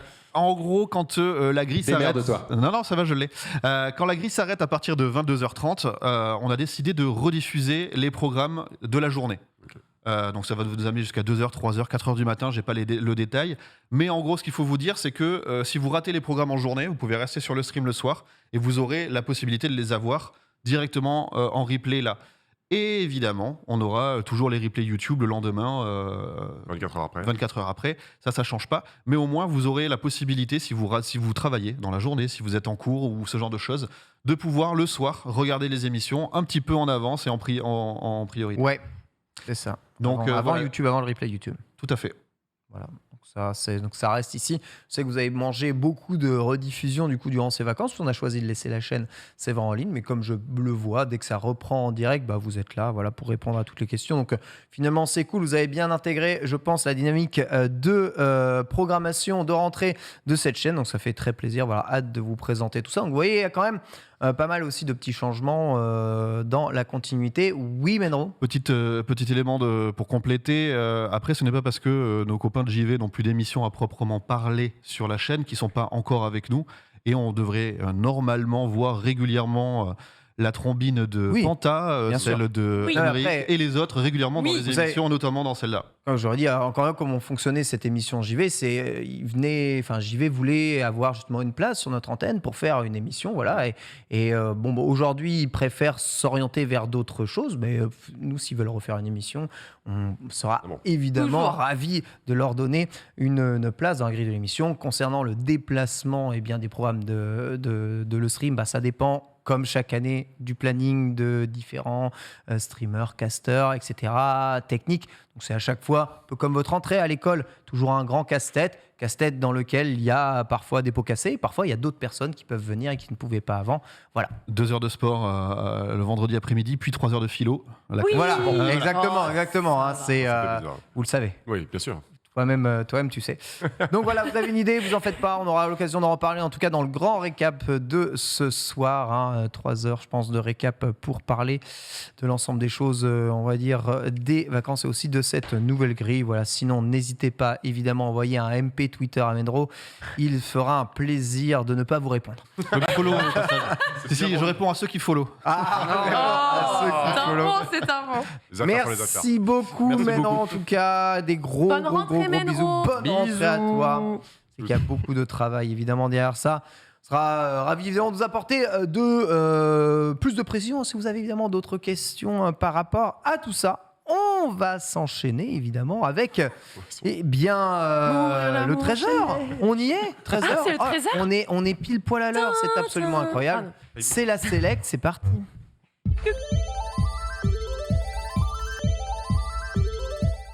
On respecte un peu trop les timings dans cette émission, ça commence à me faire flipper. Ça fait peur, hein. Je me suis dit, j'ai fait TF1, quoi. J'ai fait je sais même plus le truc, en fait. Je me rappelle même pas. Mais je sais plus le truc du journal parce que je regarde jamais la télé. Ah oui, ça c'est vrai que... Petit rappel de ce qu'est la Select. Eh bien écoutez, la Select, ce n'est rien d'autre que finalement ce qu'on faisait à l'époque avec les brèves. C'est une sélection d'actualités qu'on va traiter de manière un petit peu plus brève, c'est-à-dire qu'on va ajouter un petit coup d'accélérateur sur certaines des actualités, tout en ayant quand même des personnes autour de nous qui auront très certainement des commentaires à aller ajouter sur certaines de ces news. Et justement, on commencera à chaque fois Let's Select avec, bien sûr, un rappel des titres. Rappel des titres, aujourd'hui, on est sur une émission spéciale. C'est la rentrée, vous le savez. Alors oui, voilà ce qu'on a fait en cette première partie d'émission. Grosso modo, c'était de revenir sur les grandes actualités de cet été, histoire que vous ne manquez pas ce qui a pu te parler à toi, nous parler un petit peu à nous. On a eu beaucoup de choses du côté du Versus, donc bien évidemment, Ken a eu ses moments à lui aussi. On a beaucoup parlé des premiers shows NFT et des moments marquants de la Gamescom. Mais cette fois-ci, on part pour de vrai pour la Select, puisqu'on va s'intéresser aux news. Et ça, je vous l'ai déjà dit en début d'émission, le Game Pass. Alors, on va parler Game Pass, puisqu'effectivement, on a une nouvelle offre imbattable, si ce n'était pas déjà le cas, puisque c'est un petit peu le seul et unique Netflix du jeu vidéo à l'heure actuelle. Et bien voilà, vous vous souvenez, à l'époque, Netflix était arrivé, c'était les débuts, tu vois, il était un peu en mode... Tu veux prendre un compte et le partager avec tout le monde? Allez, vas-y. Bon, vous avez compris que la situation a fait qu'on a un petit peu reviennent en arrière là-dessus. On a effacé un vieux tweet. On a effacé même des tweets à l'ancienne où ils disaient alors, vous êtes combien? Qui c'est qui paye pour toi? Là, ils sont en mode non. À la maison, là. Les adresses IP, on va vous remonter, d'accord? Je suis en plein drama familial actuellement à cause de ça, donc ne remuons pas trop le couteau dans la plaie. Du coup, grosso modo, ça fait quand même déjà longtemps. On connaît que Microsoft joue la carte familiale avec ses nombreux abonnements. Alors, vous savez, Microsoft, c'est les ordinateurs. Les ordinateurs, ils ont OpenOffice, ils ont plein d'autres choses. Ils font tout dans l'autre sens. Eux, ils ont toujours eu, en gros, tu vois, Microsoft 365, ça peut être partagé par toute la famille, jusqu'à 6. Et du coup, ils se sont dit, c'est vrai. mais pourquoi on fait ça avec certains de nos logiciels et non pas avec nos jeux et notre offre qui pourrait être parfaite finalement? C'est un peu ce qu'avait fait Netflix. Tout le monde dit qu'on est le Netflix du jeu vidéo. Eh ben, c'est parti. La grosse réuette staff. Sujet à l'ordre du jour, mais attends, hop là. le Game Pass, c'est pas un logiciel. Et bien effectivement, le groupe teste actuellement cette offre en Colombie et en Irlande avec une formule qui indique en gros des premiers tarifs qui iraient à 21,99 €, donc grosso modo du 22 € par mois. Chacun par contre doit avoir son propre compte Microsoft et créer un profil Xbox, qu'ils vivent sous le même toit ou non. Donc pareil, jusqu'à 6 personnes. Tu me parles du Ultimate là ou tu me parles du Game Pass? Ah non, là c'est le Game Pass Famille. C'est le Friends and Family. Voilà. Donc le Family est un nouveau. Le normal, Game Pass normal, il est à 9,99 € et c'est unique. Après, tu as le Ultimate qui te donne justement accès au cloud, entre autres, et qui lui a 12,99 €. Et cette fois-ci, on aurait une troisième offre qui viendrait donc complémenter un petit peu ce qu'il y a déjà. Et cette fois-ci, donc pour 22 € grosso modo par mois. On partirait sur une offre famille jusqu'à 6 comptes. Et du coup, Max, cette offre famille, elle comprend les avantages du Game Pass Ultimate. C'est exactement ça. C'est le Xbox Game Pass Ultimate. Donc, comme tu l'as dit, plus, ouais, c'est ça, qui donne accès au catalogue de jeux Xbox One et Xbox Series. Et à l'Internet. PC. Voilà, aux gens en ligne. À Internet et au cloud aussi. Et donc, je ne sais pas si vous vous rendez compte de la puissance de cette formule. Ça te permet de décupler totalement ton nombre d'utilisateurs. 6, tu as dit? 6 comptes. 5 ou 6 comptes, ouais. Moi, je crois que c'était 5. Ouais. J'ai pas je sais plus s'ils voulaient faire énorme. justement comme les autres logiciels. Là-bas, j'avais vu 5 et après, ils ont mis /6 parce qu'ils pensaient qu'ils allaient peut-être refaire comme les logiciels où c'est actuellement 6 comptes. Ah, peut-être. Donc, du coup, si tu es à 22 € par mois, je crois, quelque chose comme ça, tu divises ça par 5. Ça revient à un prix par personne qui est ridicule. Et donc, c'est hyper agressif. C'est hyper agressif. Ça veut dire que du coup, tu peux donner accès. Alors, il y a un compte administrateur qui peut rajouter d'autres personnes. Il y a quand même quelques restrictions. Alors, la seule restriction, c'est qu'il faut que tes invités soient dans le même pays que toi, par exemple. Voilà. Si jamais tu déménages dans un autre pays, tu perds ton accès. C'est la seule restriction. Sinon, pour le reste, tu peux du coup jouer partout, sur ton téléphone, sur ta tablette, sur ton navigateur web, sur ta console, sur ta télé connectée, et tu partages ça avec d'autres personnes. Mais franchement, moi j'ai vu ça, j'ai fait, mais la vache. Et déclassé comme offre. Les autres vont se faire bouffer, ça sort quand? Ça sort quand? Alors c'est encore en test actuellement. En Irlande et en Colombie, comme on disait, maintenant on n'a pas de date définitive d'arrivée. Mais... Ok, d'accord. Il n'y a pas de date. Je vous spoil, je passe Day One. Dès que c'est je passe sur cette offre Day One. Parce que déjà, je paye deux. En fait, je paye déjà 2 Game Pass Ultimate. Ah, sérieux? Oui, un pour ma femme et un pour moi. Ah, d'accord. Juste, on avait envie de jouer, tu vois, en ligne à des jeux simultanément à Forza, genre à Forza ou à d'autres jeux. Et elle est choquée. Sois pas choqué. Il y a quelque chose qui va pas. Non, mais t'as Ultimate? On ne peut pas être. T'as une console et un PC? Vous pouvez jouer à 2? Non. Non, je t'assure que non. J'ai essayé. Pas sur le même compte, c'est impossible. Sur un autre compte. 2 profils. Oui, voilà. Sur un compte. Faut 2 profils. Deux profils, vous jouez ensemble sur le même Game Pass avec 2 consoles différentes. Mais ça marche pas comme ça. Tu peux pas le faire sur ton compte à toi, Xbox, enfin ton compte Microsoft. C'est-à-dire que t'as pas tes trophées, t'as pas tes machins. C'est pas ton compte à toi qui cumule, c'est le compte de l'autre. Et je t'assure, simultanément avec 2 consoles Xbox, ça marche pas. Entre une série X, un PC, entre une série X et une série S, ça ne marche pas. Je peux t'assurer que ça ne marche pas. Moi, je fais PC console. On l'a déjà essayé. Enfin, bref, le fait est que tu bascules tout de suite. Rien qu'avec 2 comptes, je fais déjà des conneries. Bref. Super bonne nouvelle. Je rappelle, alors moi j'avais un petit mot à rajouter. À l'époque où toutes les consoles augmentent de prix, je suis allé regarder le prix de la Xbox Series S. Ouais. Elle est actuellement prix normal, public conseillé à 270 €. Et elle a été annoncée il n'y aura pas de hausse. Et Nintendo aussi, elle a annoncé par rapport à la hausse de prix de la PlayStation. Nintendo et Microsoft, évidemment, ont pris le pas tout de suite, genre quelques heures après, le lendemain, en mode et nous, on n'augmente pas les prix de nos consoles. Oui. Voilà, c'est tout, on s'en va. On vous laisse réfléchir. Vous voyez la Nintendo Switch, regardez. Elle est presque aussi mobile, déjà. Et ce qui est intéressant, si Max l'a souligné, on est passé peut-être à côté rapidement, c'est que c'est famille, certes, mais c'est Friends and family. Donc il n'y a pas besoin que ça soit que ta famille ou ton premier cercle. Pas nécessairement sous le même toit. Exactement. Et ça, c'est très important à souligner. Pourquoi ? Parce que d'autres services t'imposent à ce que ce soit des membres de ta Si tu famille. dis juste family, tu pourrais penser à tu dis c'est peut-être un contrôle, peut-être que machin. Alors que là, Friends and Family, c'est vraiment open the gate, quoi. En fait, généralement, c'est les noms que prenaient ces offres-là quand Spotify l'a fait, Deezer et autres l'ont fait. Tout le monde a appelé ça Family, même si tu le partageais avec tes potes et que chacun avait son truc. C'est vrai que c'est un peu le nom du package. Et là, ils l'ont bien joué. Friends and Family, genre vraiment, on essaye d'englober tout le monde. Et typiquement, dans un foyer, c'est ce qu'on se disait tout à l'heure, Ken, c'est une folie en fait d'avoir ça. Tes 3-4 frères et sœurs avec tes parents, vous pouvez faire une LAN party Game Pass. Je sais que tu peux faire si tu une cloud party.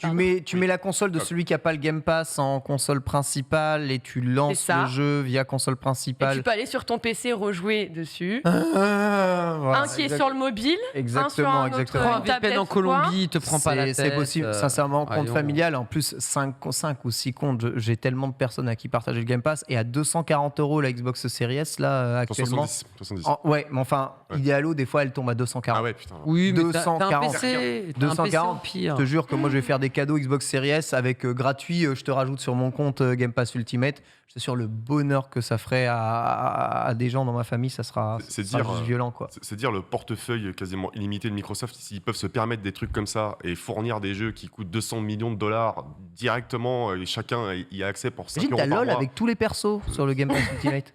Ouais, pourquoi ? Il y a League of Legends avec tous les persos, tous les skins. D'ailleurs, ils sont en train de rétablir justement les quelques problématiques que ça a pu leur coûter.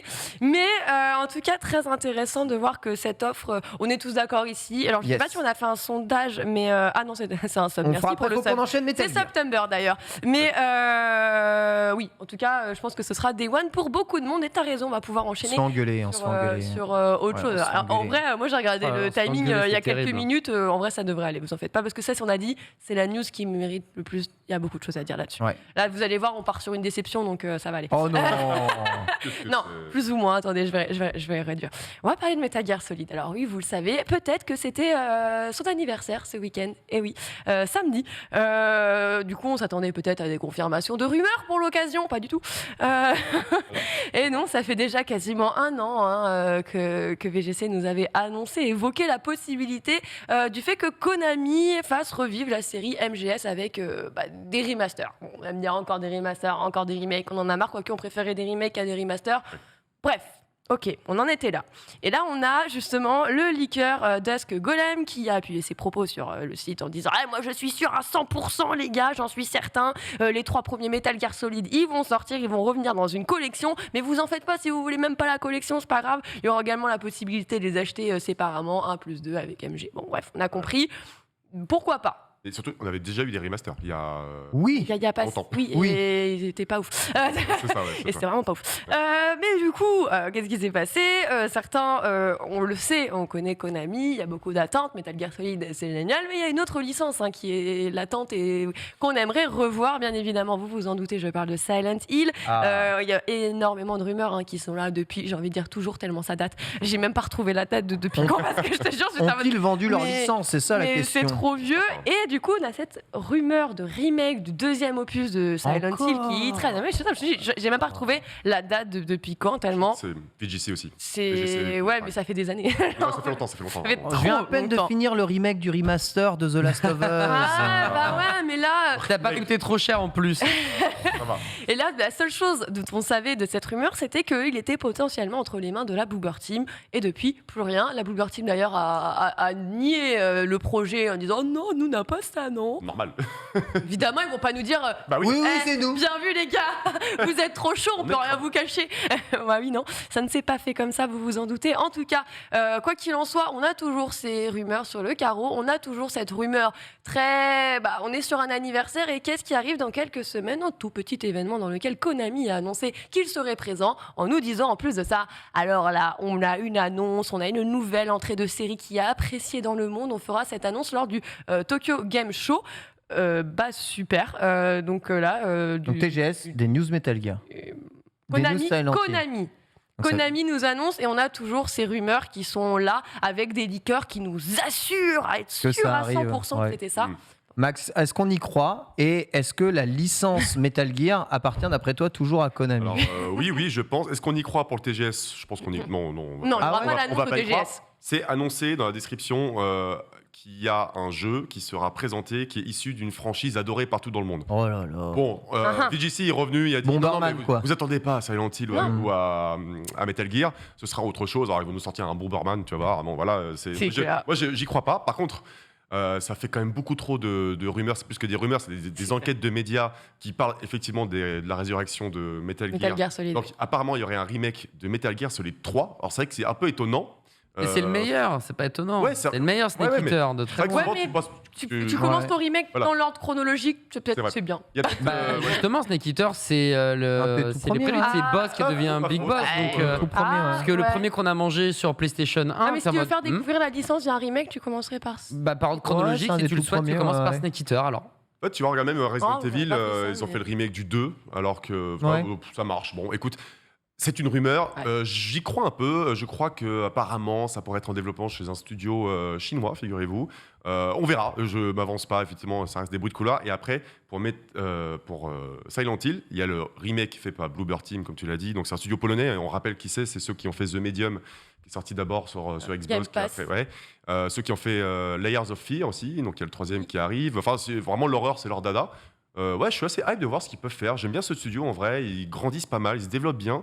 Et tu as aussi une autre rumeur du coup de Silent Hill, d'un jeu Silent Hill qui serait sous forme épisodique et qui serait confié à Annapurna Interactive, qui est un éditeur qui fait pas mal de jeux plutôt style indé. C'est eux qui ont fait Stray il y a pas très longtemps.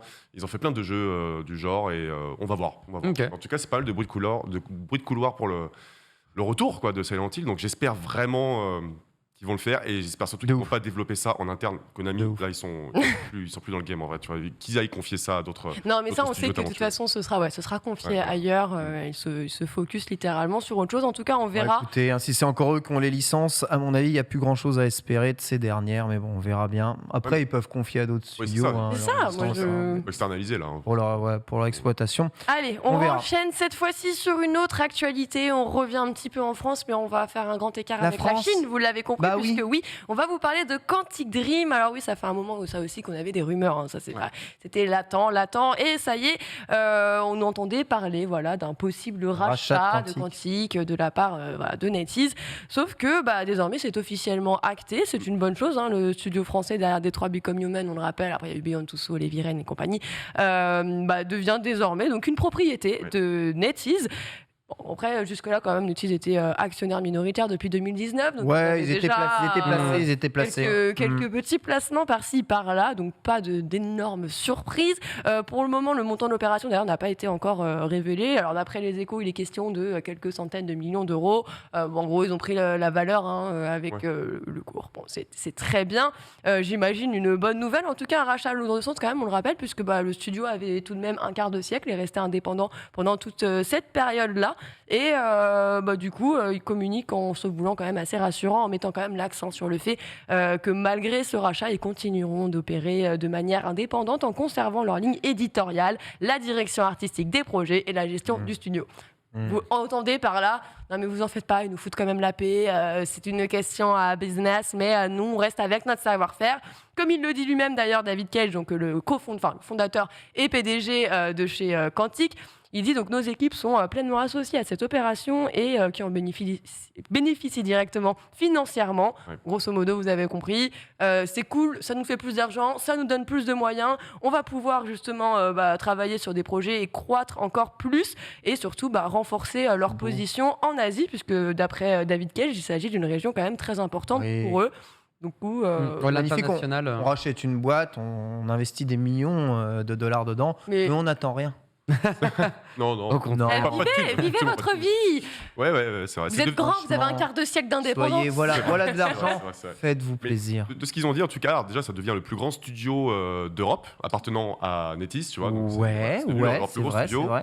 Et ils vont continuer à injecter de l'argent dans le développement de technologies, de moteurs et tout. C'est ce qu'ils font depuis toujours, Quantic Dream. J'avoue.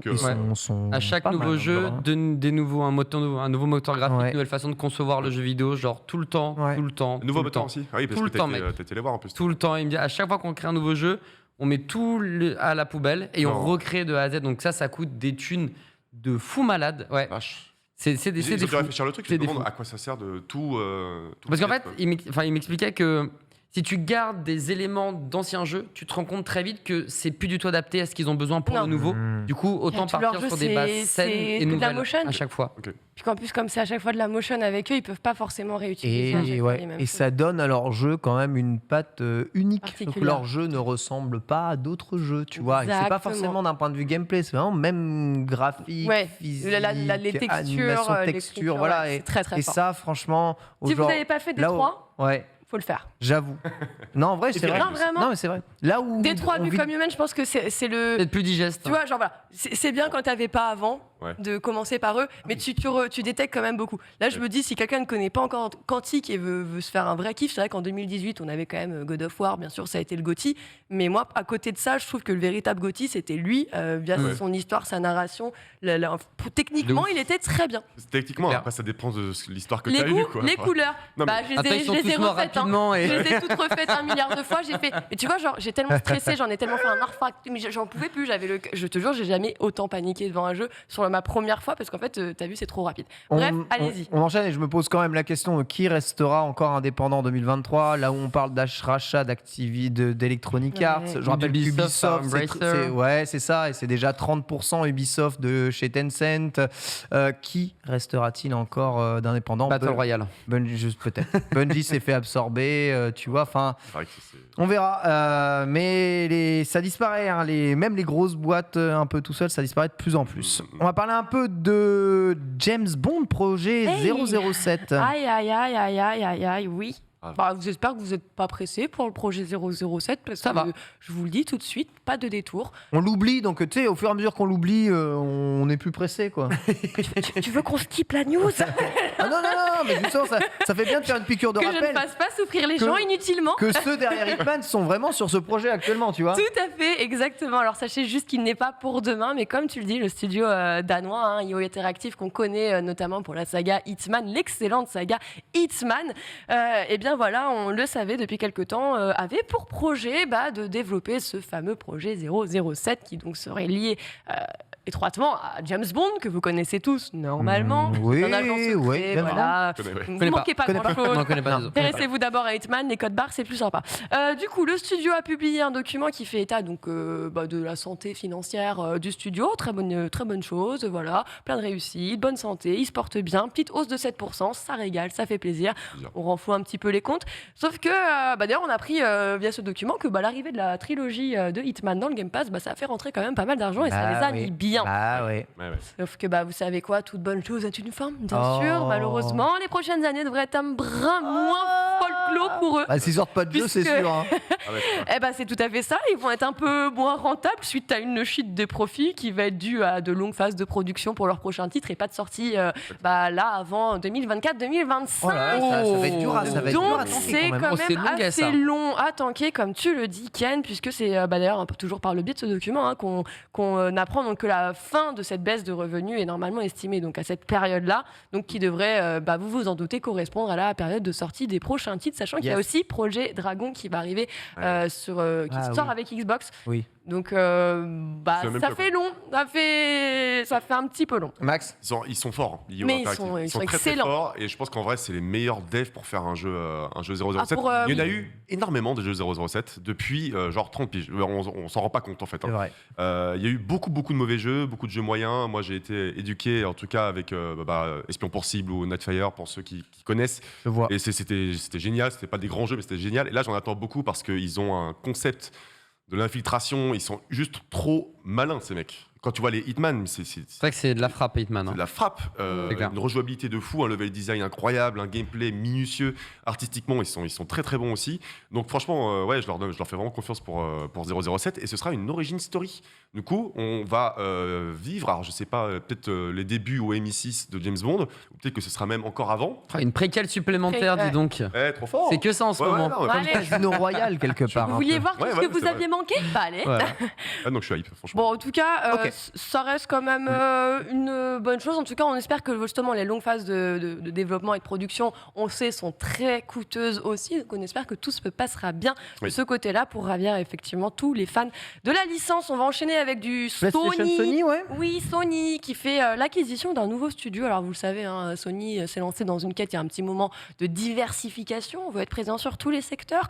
Et justement, après avoir accéléré sa présence justement sur les titres jouables sur PC, ça c'était la grande annonce qui a fait plaisir à peu près à tous les vrais joueurs. Hein, ils vont me dire PC. C'est-à-dire les gamers avec d'arrobase, Ken, le gamer avec un arrobase. Oh, les PC Master Race, en qu'est-ce que c'est ces histoires là? Non, je rigole, allez, on continue.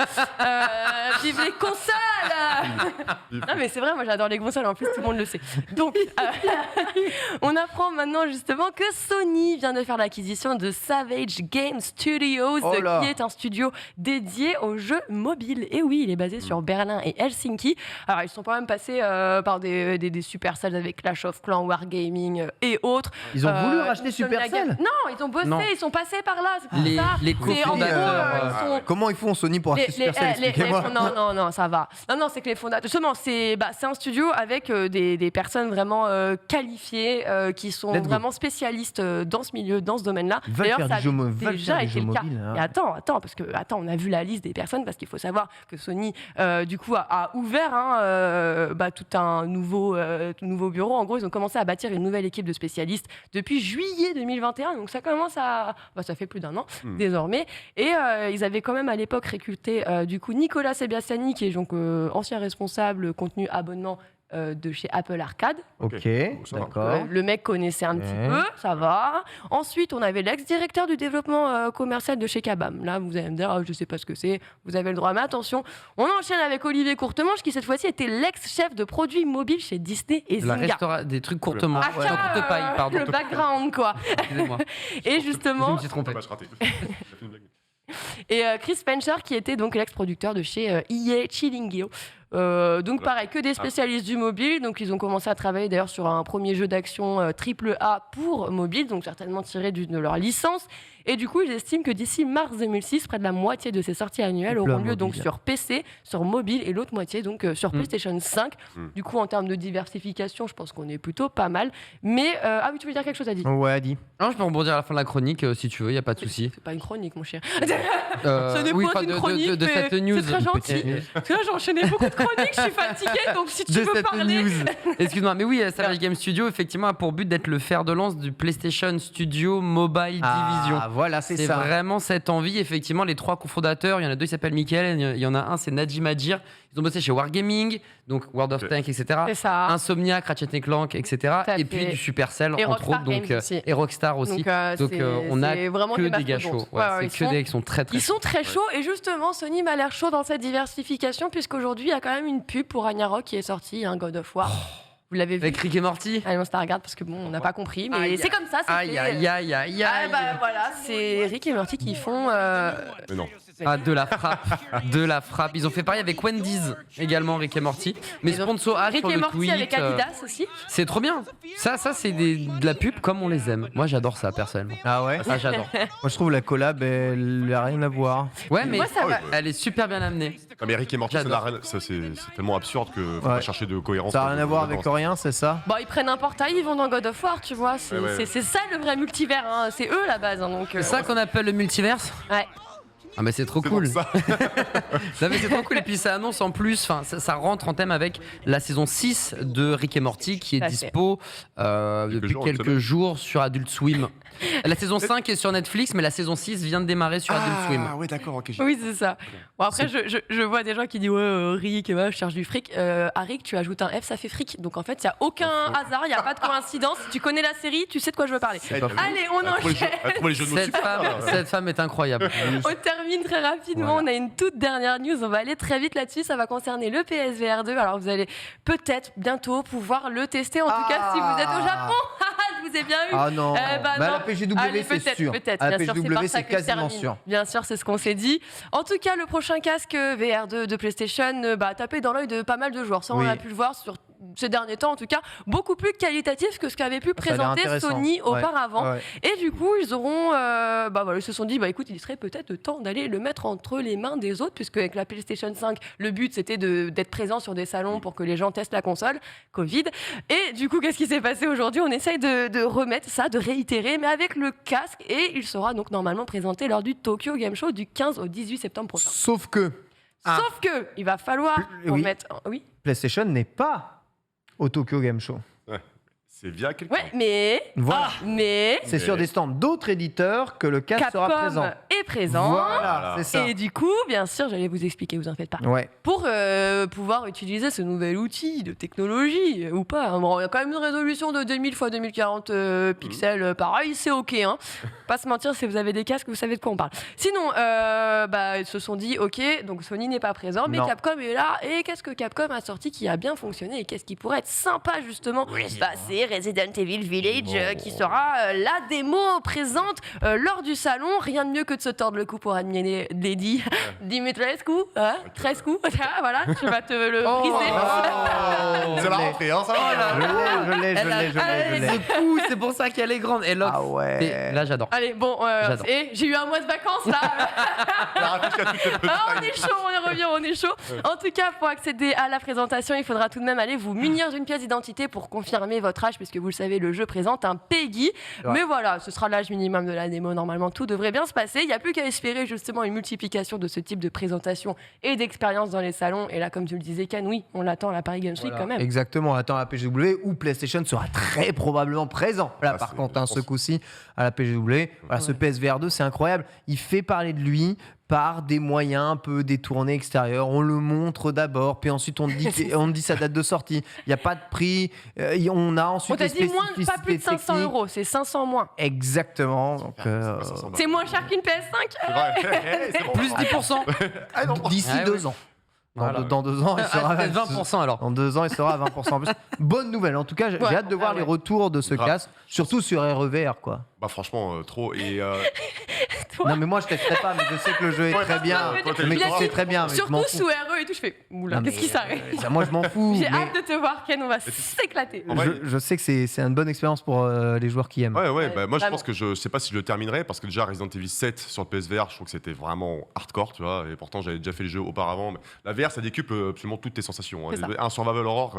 L'immersion, pour le coup, t'es dedans, quoi. Faut être fou pour c'est pour ça, voilà, c'est pour ça que jamais. Mais j'ai quand même envie de tester. Et puis encore une fois, Sony, ils sont forts à ce niveau-là, un peu comme avec la DualSense où ils ont vraiment fait un effort, tu vois, pour apporter des technologies que franchement, je suis d'accord. qui n'existent pas. Je suis d'accord. Pour le PSVR, le casque a l'air d'être solide techniquement, et puis tu as des retours haptiques, par exemple, qui sont dans tout l'arceau, dans tout le casque, ce qui fait que quand tu vas avoir des éléments qui vont passer à côté de toi, des balles, ça va vibrer de façon plus ou moins intense et de façon localisée, des vibrations qui vont se déplacer.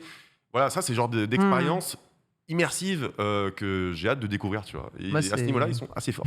C'est un truc qui peut bien marcher pour tous ceux qui sont sensibles justement à ce petit côté immersion et vibration dans tous les sens. Donc oui, c'est hâte. Et bien Tokyo Game Show, de toute façon, vous savez, Tokyo Game Show, on vous le couvrira dans Starter aussi jour après jour, en fonction des news et de l'actualité que l'on aura autour de tout ça. Merci beaucoup, Lox, pour ces actus du jour. Ça faisait longtemps.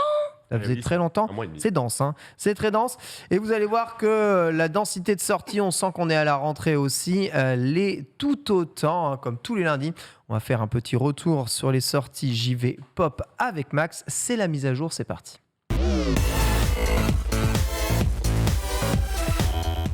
Il est mis à jour, comme vous pouvez le voir. Magnifique, un Max rentrée 2022 dans sa collection t-shirt blanc, petite broderie d'amour. Voilà, toujours. Un petit côté délicat. Toujours au petit sommet. Aujourd'hui, tu vas nous parler de toutes les sorties. Donc, petit changement du côté, ce qu'on appelait le planning des sorties avant, mise à jour. On va parler jeux vidéo, mais aussi on va parler cinéma, incontournable. Et cinéma, dans les salles de ciné, mais aussi cinéma sur les plateformes parfois de VOD. On sait qu'on a du cinéma maintenant, je sais, dans des places à certains. Voilà, exactement. Et quelques séries immanquables et imbloquables, dont je lis certaines qui m'intéressent beaucoup. On va commencer avec les sorties JV. On va commencer avec les sorties JV. JV par sortie chronologique. Donc on commence avec le 6 septembre, c'est demain, ça tombe bien. Est-ce que vous prenez le RER, vous? Oui, bien sûr. Pour aller il ne peut jamais passer. Comment ça? Le RERC, il est tout le temps supprimé, je le vois jamais, donc je le prends jamais. Ouais, c'est aussi ça. Réalité. Réalité. Ouais. Eh bien, écoute, demain, tu pourras Horrible. peut-être prendre le RERC Non. dans Train Sim World 3. Mais Ouais, là, il bien sera même à sûr. l'heure. Ouais, il sera à l'heure tout le temps. C'est quoi? Eh bien, c'est une simulation de cheminot, l'époque. Ouais. Il faut savoir que ça paraît un peu de niche, et je pense que ça l'est, mais en vrai, ça a un public super fort, et ça appartient à un studio qui s'appelle Dovetail. Ils font ça depuis, je crois, 2007. Ils font ça depuis 2007 et ils ont conduit plein de jeux. Et donc, basiquement, eh bien, tu contrôles un cheminot, un conducteur de train avec une caméra à la première personne et tu vas conduire une multitude de bien. trains anciens, récents, à travers plein de trajets. Et en vrai, moi, ça me parle pas spécialement, mais ça me fait rire parce que il y a de l'attente en fait autour de Ouais, ce jeu. c'est ouf. C'est exceptionnel. En vrai, c'est ouf. Non, mais Vraiment. tu te rends compte du nombre de boutons qu'il y a avant d'enclencher le truc de vitesse de frein par rapport à ton. Ouais, c'est un truc Alors de non, fou, je m'en rends pas compte. mais, L'apprentissage, il est réel là. Vous n'imaginez pas le nombre de fans de train dans le monde. Et donc là, on est sur les versions. C'est un studio européen, il me semble, qui semble bien, fait ça, Dovetail, ce Train Simulator. Mais c'est un dérivé de certains jeux de train qui existent depuis très très très longtemps au Japon. C'est Taito qui avait toute la série de jeux de train Densha Dego, dont le but est littéralement de conduire des trains. métros et des trains. Des trains. Exactement, sur le réseau JR japonais. Et il y a des compétitions même de Train Simulator et de Densha Dego au Japon. C'est un truc de ouf malade. Le nombre de En même fans temps, de les trains au trains, Japon, ils sont exceptionnels. vraiment, vraiment assez. Ouais, les trains sont ouf et les gens kiffent les trains. Du coup, pour Train Sim World 3, tu as de nouveaux trains, tu as de nouveaux tracés.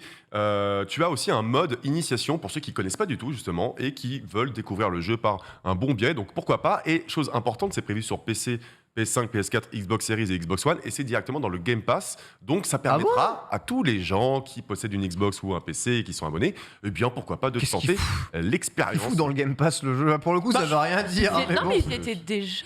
Les anciens, genre, je sais Ah non, c'est Steam. Non, Non, non, my bad, c'était sur Steam. Non, c'était Steam. pas, mais là c'est sorti dès demain, dispo dans le Game Pass si jamais vous C'est voulez. lourd. C'est Farming Simulator qui est dans le Game Pass. Ah oui. Après, il y a Superwash Simulator. Les vrais savent que rien ne peut le détrôner. Trop bien, Train Sim Simulator, hein, formidable. Hein. D'ailleurs, je ne sais pas si vous avez fouillé dans les tréfonds de Twitch, mais vous savez que vous avez des live Twitch de trajets de train, d'ailleurs, traversant l'ensemble de l'Europe et notamment les zones où il y a toujours de la neige et tout. Et pourquoi pas Formidable. après tout. Voilà. Let's go 7 septembre. 7 septembre, c'est Trail Out, un jeu donc j'ignorais l'existence. On se souvient tous des Fallout, pas Fallout, des Burnout. Fallout. Autant pour moi, j'ai confondu. Fallout. Non, non, toi, bien sûr. Burnout et des Flatout. Est-ce que vous vous souvenez de ça? C'était un espèce ça me parle. de rival de Burnout, mais qui était un peu plus débile. Où tu Encore pouvais- plus délire. qui était encore plus débile, ouais. Eh bien, Trail Out, c'est un jeu vraiment de course extrême, extrêmement bourrin, où tu vas faire de la course, mais tu as aussi le côté Destruction Derby. Le Destruction Derby, c'est ni plus ni moins que du combat en voiture. Et en vrai, regarde, c'est pas si moche. Moi, je trouve Ouais, il y a que l'air c'est, d'avoir une sensation de vitesse assez vénère. Ouais, quand même. grave. Et donc, tu as le retour des fameux takedowns, et ça va même plus loin que ça, parce que tu peux éjecter ton pilote à travers le pare-brise et contrôler le mec pour aller se planter. Enfin, vraiment, what the fuck. Mais c'est quoi cette violence gratuite? Bah, je vois aucune Ah, tu peux différence avec le éjecter dernier ton Fast and pilote. Furious, hein, perso. hein. C'est Et pour t'as- ça que je l'ai pas regardé. Il y a un mode qui est quand même directement inspiré des Wow. Flatout. En gros, Ah oui. regarde, t'as ton bonhomme là, je pense Et qu'il est. il y a du Regarde, ragdoll, t'as Le vu ça? ragdoll, ragdoll. ça Ragdoll. c'est formidable. Ça, c'est un concours de ragdoll, c'est ça? C'est voilà, là, C'est fléchette. clairement. Arrête. Le ragdoll, on répète, c'est du coup la chute des corps. Donc là, on est en Game plein, Pass on est en plein dedans. Je ne crois Non. pas qu'il Oh soit dans non. le Game Pass. S'il Il est vous plaît, prévu. Xbox. Il est prévu sur PC, PS4, Xbox One et Switch. Et du coup, ça sort le 7 septembre, ça sort donc dans 2 jours. Et pourquoi pas? Parce que, bah, moi, désolé, mais Burnout, ça me manque toujours. Ça me manque trop, ça, Burnout. Quand je vois ça, franchement. j'ai juste envie de jouer à Burnout et pas à ça, Ah malheureusement. ouais, tu vois. bah écoute, on Burnout fait Takedown, avec hein. ce qu'on peut, hein, vraiment. Mais Trail Out, ça sort le 7 septembre. Le même jour, j'ai noté un petit jeu indépendant. Alors ça me parle moins, mais allons-y quand même. Il s'appelle Nine Noir Lives. Ou Lives plutôt, non, Lives, ouais c'est ça. En tout cas, c'est un point and click. Le genre du point and click existe toujours. Oui. C'est par un petit jeu indépendant, un petit studio indépendant qui s'appelle Silvernode Games. C'est un studio sud-africain, c'est assez rare je pense, faut le préciser. Yes. Et ça se passe dans un univers avec une ambiance film noir, donc tu sais très très jazzy, très enquête policière, mais avec que des chats, voilà. Et il y a un chat qui s'est fait assassiner. J'allais dire chat assassiné, mais on va arrêter les blagues. Non, ça marche. Moi, j'aime bien. J'adore. Ah, ok. On adore. Le chat assassin. Et voilà, et en fait, tout simplement, c'est une ambiance enquête policière et tout, avec du jazz et des chats. Du jazz et des chats, après tout, que demander de plus, hein. Ça fait plaisir. Ça fait grave plaisir de fou. Tu sais qu'avec la sortie de Stray, on a eu tous les jeux de mots possibles Ouais, avec c'est normal. chat. C'est vrai. Et en plus, c'est très généreux les jeux de mots avec les chats, il y en a tellement. C'est vrai. Donc ça sort le 7 septembre, et par contre, ce n'est que sur PC et Mac. Voilà, c'est ce mercredi, le 8 septembre. C'est un des plus gros jeux aussi de la semaine. Il s'appelle Steel Rising. Ah là, ouais. Ah oui. Certainement ce que c'est. Il était à combien, excuse-moi? Lequel Oui, Nine. Le 7 septembre, à combien? Je ne sais pas. Ah, bon, bah, je vais la... Je crois que Moi, je vais j'ai été voir l'acheter, sur, tant pis, hein. j'étais voir sur On va l'acheter, Go. tant pis. Wishlist Steam. J'ai pas le prix en pli, hein. Merci, je te Vole-le. laisse enchaîner. sur Steam, je sais pas comment, mais vas-y. En tout cas, Steel Rising, 8 septembre. Bah écoutez, si vous aimez les Souls, on est très en attendu. plein dedans. Mm. Et puis surtout, c'est développé par un studio français. C'est développé par Tout à fait. Spiders, Tout à fait. un studio parisien. C'est eux qui avaient fait les Gridfall, enfin le Gridfall qui était sorti il y a quelques années. Steel Rising, donc c'est donc un Souls-like, donc un jeu d'action avec des mécaniques RPG, Un peu d'RPG, ouais. très exigeant, mais avec une belle particularité, c'est que ça se passe en France, ça se passe à Paris, et ça se passe pendant la Révolution française au XVIIIe siècle. Et en gros, on a le roi qui pète un câble, en fait. Il a déjà pété des câbles à l'époque, mais là, c'est donc une uchronie totale. Et le roi va balancer ses automates sur la population pour calmer les récalcitrants. Comme à l'époque en vrai. Hein. Mais Ouais, c'est en ça France, s'était donc passé c'est la comme ça, hein. révolution. Oui, mais il n'avait pas d'automates. Parce que là, Ah. et du coup, tu incarnes. J'ai pas lu les mêmes livres alors d'histoire. Quels étaient tes cours, mec, très chelou. Du coup, tu incarnes une femme automate et qui est la garde du corps de Marie-Antoinette. C'est quand même assez rigolo. Yes. Et ton but va être de retrouver ton créateur et du coup de mettre fin vraiment au pétage de câble du roi. Et du coup, en vrai, c'est trop, je trouve ça l'univers très stylé.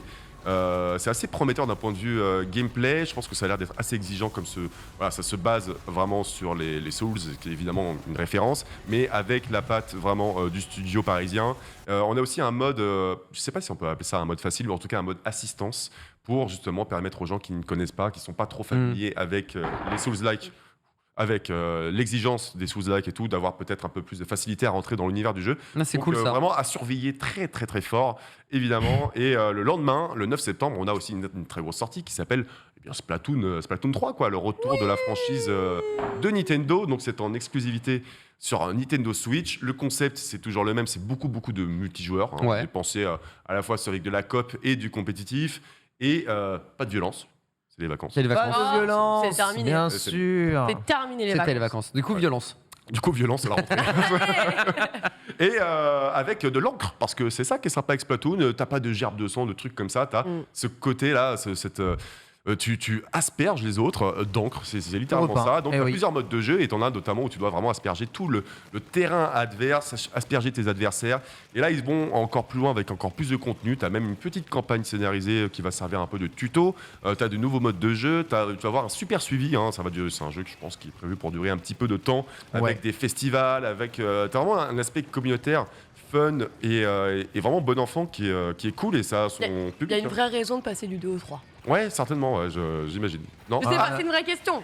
Je Les sais pas, Alibros seront là mercredi pour vous y répondre. Ouais, On vous en parle, justement, on vous en parle un peu mercredi. Les raisons de passer du 2 au 3, c'est que tout le monde va passer sur le 3, donc faut passer dessus. De toute façon, c'est un peu comme tous les mises à jour de C'est Call of Duty, Peu quelque incolore, part. exactement, merci. Mais Mais c'est lors, tous les lors du 3 ans. Nintendo et- Direct, Ouais. peut-être un poil déçu. Faut juste s'attendre aux mises à jour gratuites et à certains Ouais. DLC payants. Mais en tout cas, quand on a suivi le Nintendo Direct Splatoon 3, c'est vrai que les nouveautés, il y en avait pas tant que ça, j'ai On l'impression. rappelle, Bon. c'est pas que du multijoueur, en tout cas, Splatoon, il y a aussi un gros solo, il y a du PVP et du PVE. Il y a un mode C'est zombie 3 saumon en plus. C'est 3 On jeux va- en un, c'est un jeu c'est quand ça, même à les contenu. Salmon, Oui. je sais plus Salmon quoi, Rush, ouais. Ouais, Tout à fait. c'est très Ouais. rigolo. C'est vendu donc 60 €, mais en vrai, vous pouvez le trouver à 45 € à peu près partout.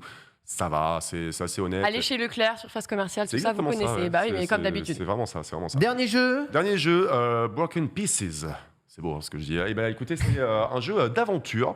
C'est un jeu français encore par un petit studio Elsewhere Experience qui est basé à Dinard en Bretagne. Voilà, c'est un thriller psychologique, c'est comme ça qu'ils le décrivent.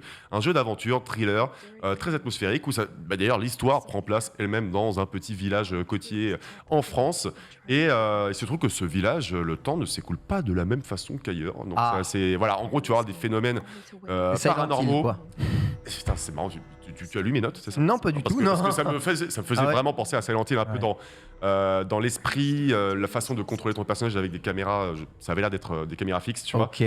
Donc c'est très cinéma, quoi. Ouais, voilà, on va dire ça. On peut dire un peu old school aussi, c'est vrai que ça me fait un peu à maintenant, c'est vrai. Donc tu as beaucoup de puzzles, tu as un petit peu de combat avec des espèces d'esprits. Pourquoi pas, en vrai, parce que l'atmosphère a l'air d'être assez prenante et très mystérieuse. Et puis encore une fois, c'est un studio français, donc supportons. Cocorico. Je vous rappelle que Steel Rising nous sera un peu narré par Reza cette semaine, puisqu'il aura l'occasion d'y jouer et comparer un peu avec les autres Souls. Et on va parler du cinéma maintenant. On va parler cinéma le 7 septembre. Du coup, c'est forcément mercredi. Ouais, tout sort le 7 quasiment. Ouais, voilà. Forcément, mercredi, nouvelle sortie au cinéma. Je vais commencer par Le Visiteur du futur. Le film que tout le monde a vu. Le film que tout le monde a vu par une web-série peut-être. En tout cas, En tout cas, moi je trouve ça cool parce que là, on a un film français qui est un film de SF, clairement, avec un budget de ce que j'ai pu voir qui est assez conséquent et qui est l'adaptation d'une web-série qui porte le même nom, Le Visiteur du Futur, qui a été diffusé de 2009 à 2014, qui a aussi son public. Je sais que ça a eu pas mal de succès, mais ça restait un peu... c'était vraiment la communauté Internet, avec des comédiens qui viennent du web, avec... il y a Raphaël Descraques, François Descraques aussi, on a tous ces... En gros, tu prends la même équipe et tu les mets au cinoche, quasiment. Et je trouve que c'est assez rassurant d'avoir le même réalisateur, les mêmes rôles principaux avec quelques nouveaux aussi. On a Arnaud Ducré. Et ça raconte quoi? Donc, c'est l'histoire d'un homme qui vient du futur. Le futur est apocalyptique.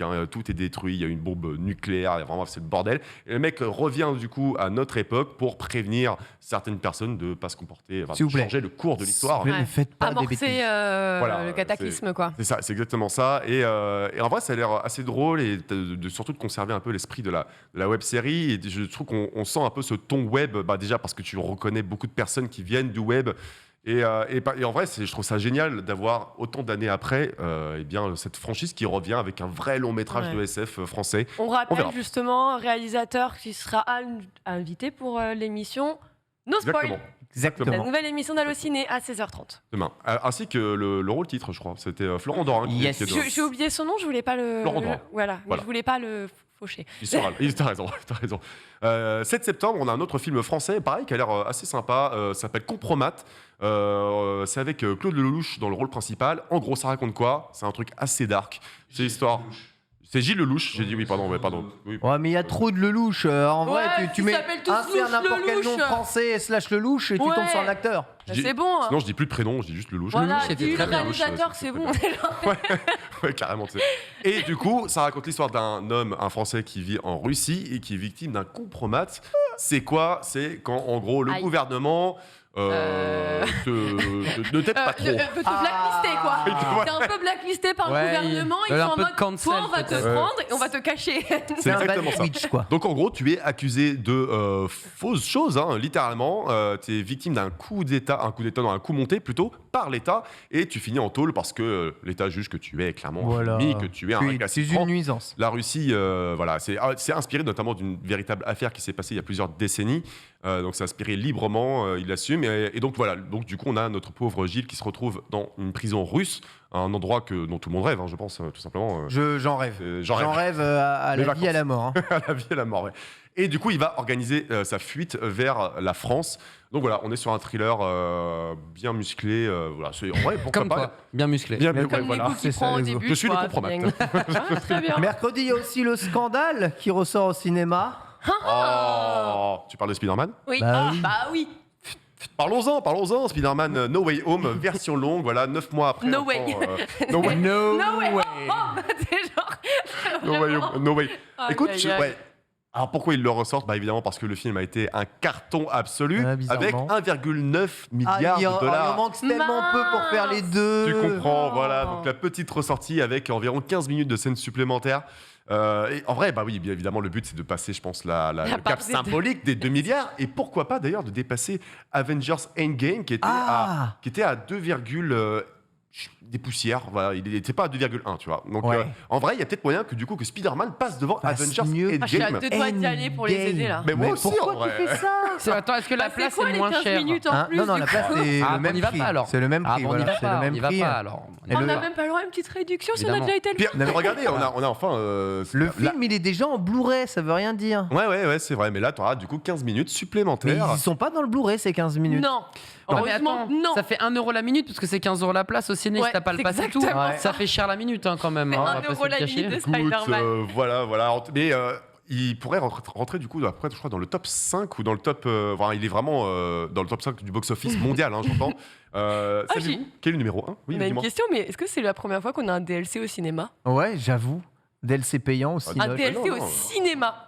Au cinéma. Pourquoi ? Tu veux dire une version longue ? Bah tu rajoutes, tu ressors le film pour exclusive au cinéma. Ouais, exclusive au cinéma. Non, je pense que des versions longues rediffusées après, t'en as déjà eu. Après, ouais, ça c'est vrai. Cinéma, ouais. Il y en a eu, mais comme ça, là, genre en mode exclusif. Moins d'1 an après. On enquêtera pour vous, on vous en reparlera, vous en faites pas, on enchaîne tout de suite. Ouais. Mais c'est fou, et ça ressort, du coup. Ça ressort. Du coup, est-ce que vous savez quel est le film numéro 1 au box-office ? Bah, c'est pas le Titanic ? Pas Titanic, il est numéro 3. Ah, Titanic est numéro... Bah, c'est Avatar, alors. Et c'est effectivement Avatar, mais il faut savoir que c'était pas Avatar pendant un certain temps. C'était Avengers... Le premier. Ouais, c'était Avengers Endgame en fait, pardon. Tout à l'heure, je voulais dire Avengers Infinity War, pardon. Oui, d'accord, ok. Donc Endgame, Endgame vient de 2. Il était numéro 1 quand il est sorti. Et après, ils ont ressorti Avatar, notamment en Chine. Tu te fous de moi. Ils sont repassés devant. Ils sont très forts. Ils sont très très forts. Du coup, on est à 2,8 milliards de dollars pour Avatar. C'est puissant. Est-ce que Avatar, la voix de l'eau, va réussir à passer devant? Je ne pense pas, sincèrement, mais bon, moi je pense pas du tout. On va parler rapidement Disney+. Oui, effectivement, c'est la sortie de la semaine. Eh bien, c'est un nouveau film, Pinocchio. Disney continue vraiment dans sa politique d'adapter en live action tous ces dessins animés à succès. Donc ils ont fait Le Roi Lion, La Belle et la Bête, La Belle et le Clochard, Mulan. Là, du coup, c'est Pinocchio et c'est quand même réalisé par Robert Zemeckis. C'est pas n'importe qui, c'est celui qui a fait Les Retours vers le futur, Qui veut la peau de Roger Rabbit, Forrest Gump. Donc c'est comme pas rien. Et avec Tom Hanks. Et Geppetto est incarné par Tom Hanks. Et c'est incroyable. Et en fait, ce qui est rigolo, c'est qu'ils ont repris réellement le design du film Pinocchio, du dessin animé. Oui, exactement. Qui date de 1940. J'avoue. J'avais zappé que c'était aussi vieux que ça. C'est tellement vieux. Depuis Tim Burton, j'ai rarement vu des images qui me parlent autant. Ah ouais, c'est vrai ? Non, d'accord. Moi, en tout cas, j'espère que ce sera un peu moins dark. J'ai toujours trouvé que Pinocchio était un peu dark, je sais pas vous.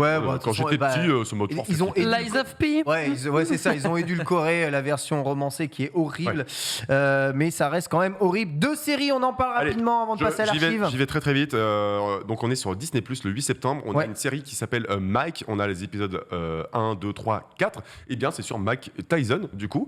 D'accord. Ouais, je savais pas du tout que ça existait. Et en vrai, écoutez, ça a pas l'air si mal. Donc c'est vraiment une espèce de biopic sur Mike Tyson. C'est des acteurs qui jouent. C'est pas un documentaire. C'est pas un documentaire. C'est vraiment quelle légende. Ouais, quelle légende vivante du coup évidemment. Et en vrai, ça a l'air sympa parce que je crois que c'est la première. Je veux pas dire de bêtises, mais c'est quand même très rare d'avoir une série. Sur quelqu'un de vivant, mais oui, ça existe. Sur la boxe anglaise, on a eu beaucoup de films, je veux dire, mais en format série, c'est assez rare. Et en vrai, il y a des belles images dedans. Il y a vraiment des belles images. Et j'espère qu'on va vraiment tout voir. Parce que Mike Tyson, on rappelle quand même, parce que tout le monde faisait Khabib, regardez, il se bat avec un ours. Le mec, il a un tigre. Et il est adulte et il se bat avec des tigres, ok? La bande-annonce se termine là-dessus. Donc, l'idée, c'est vraiment d'explorer toute la psychologie du mec, de son enfance au passage en prison, à la montée, à un peu la chute aussi. Bon, voilà. Et le coach, l'histoire de son coach, ça va être très intéressant. Et puis, très attendu aussi, l'autre série sur Netflix. Oui, Cobra Kai saison 5.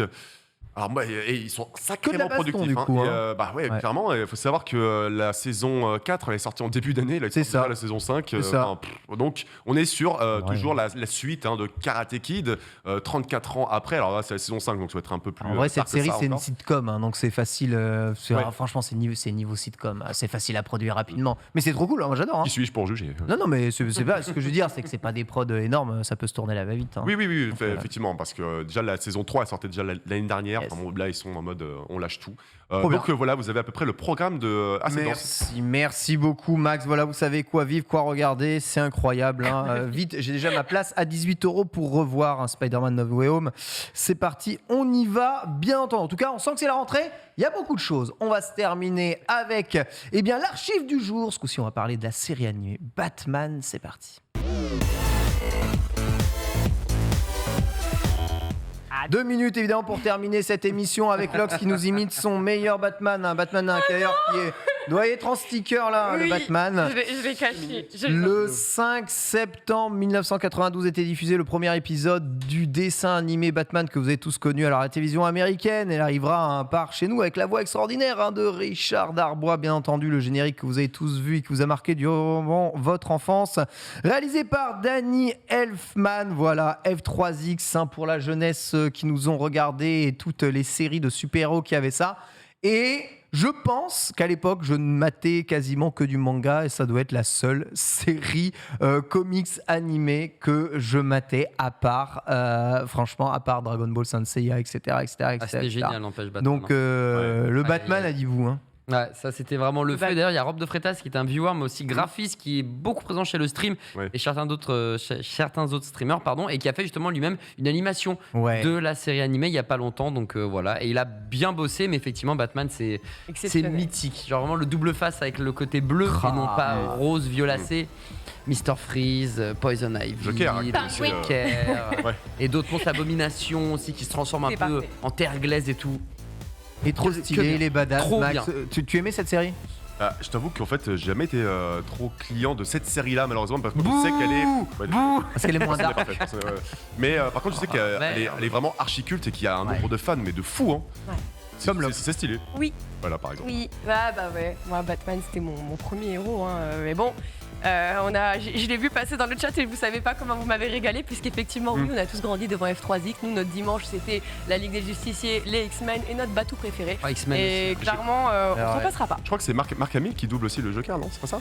C'est possible, c'est fort possible. Hein. Ouais, l'occasion de rappeler que souvent le héros préféré des enfants c'était soit Batman, soit Iron Man, parce que leur pouvoir c'était la richesse. Voilà, avant toute chose. C'est ça qui est important. Votre pouvoir à vous, c'est votre richesse de cœur. On le rappelle. Bien entendu, merci à toutes et à tous de nous avoir suivis. On se retrouve demain évidemment pour un nouvel épisode de Starter à midi. Bisous et tout de suite, voilà, c'est parti, let's go en plateau. Ciao.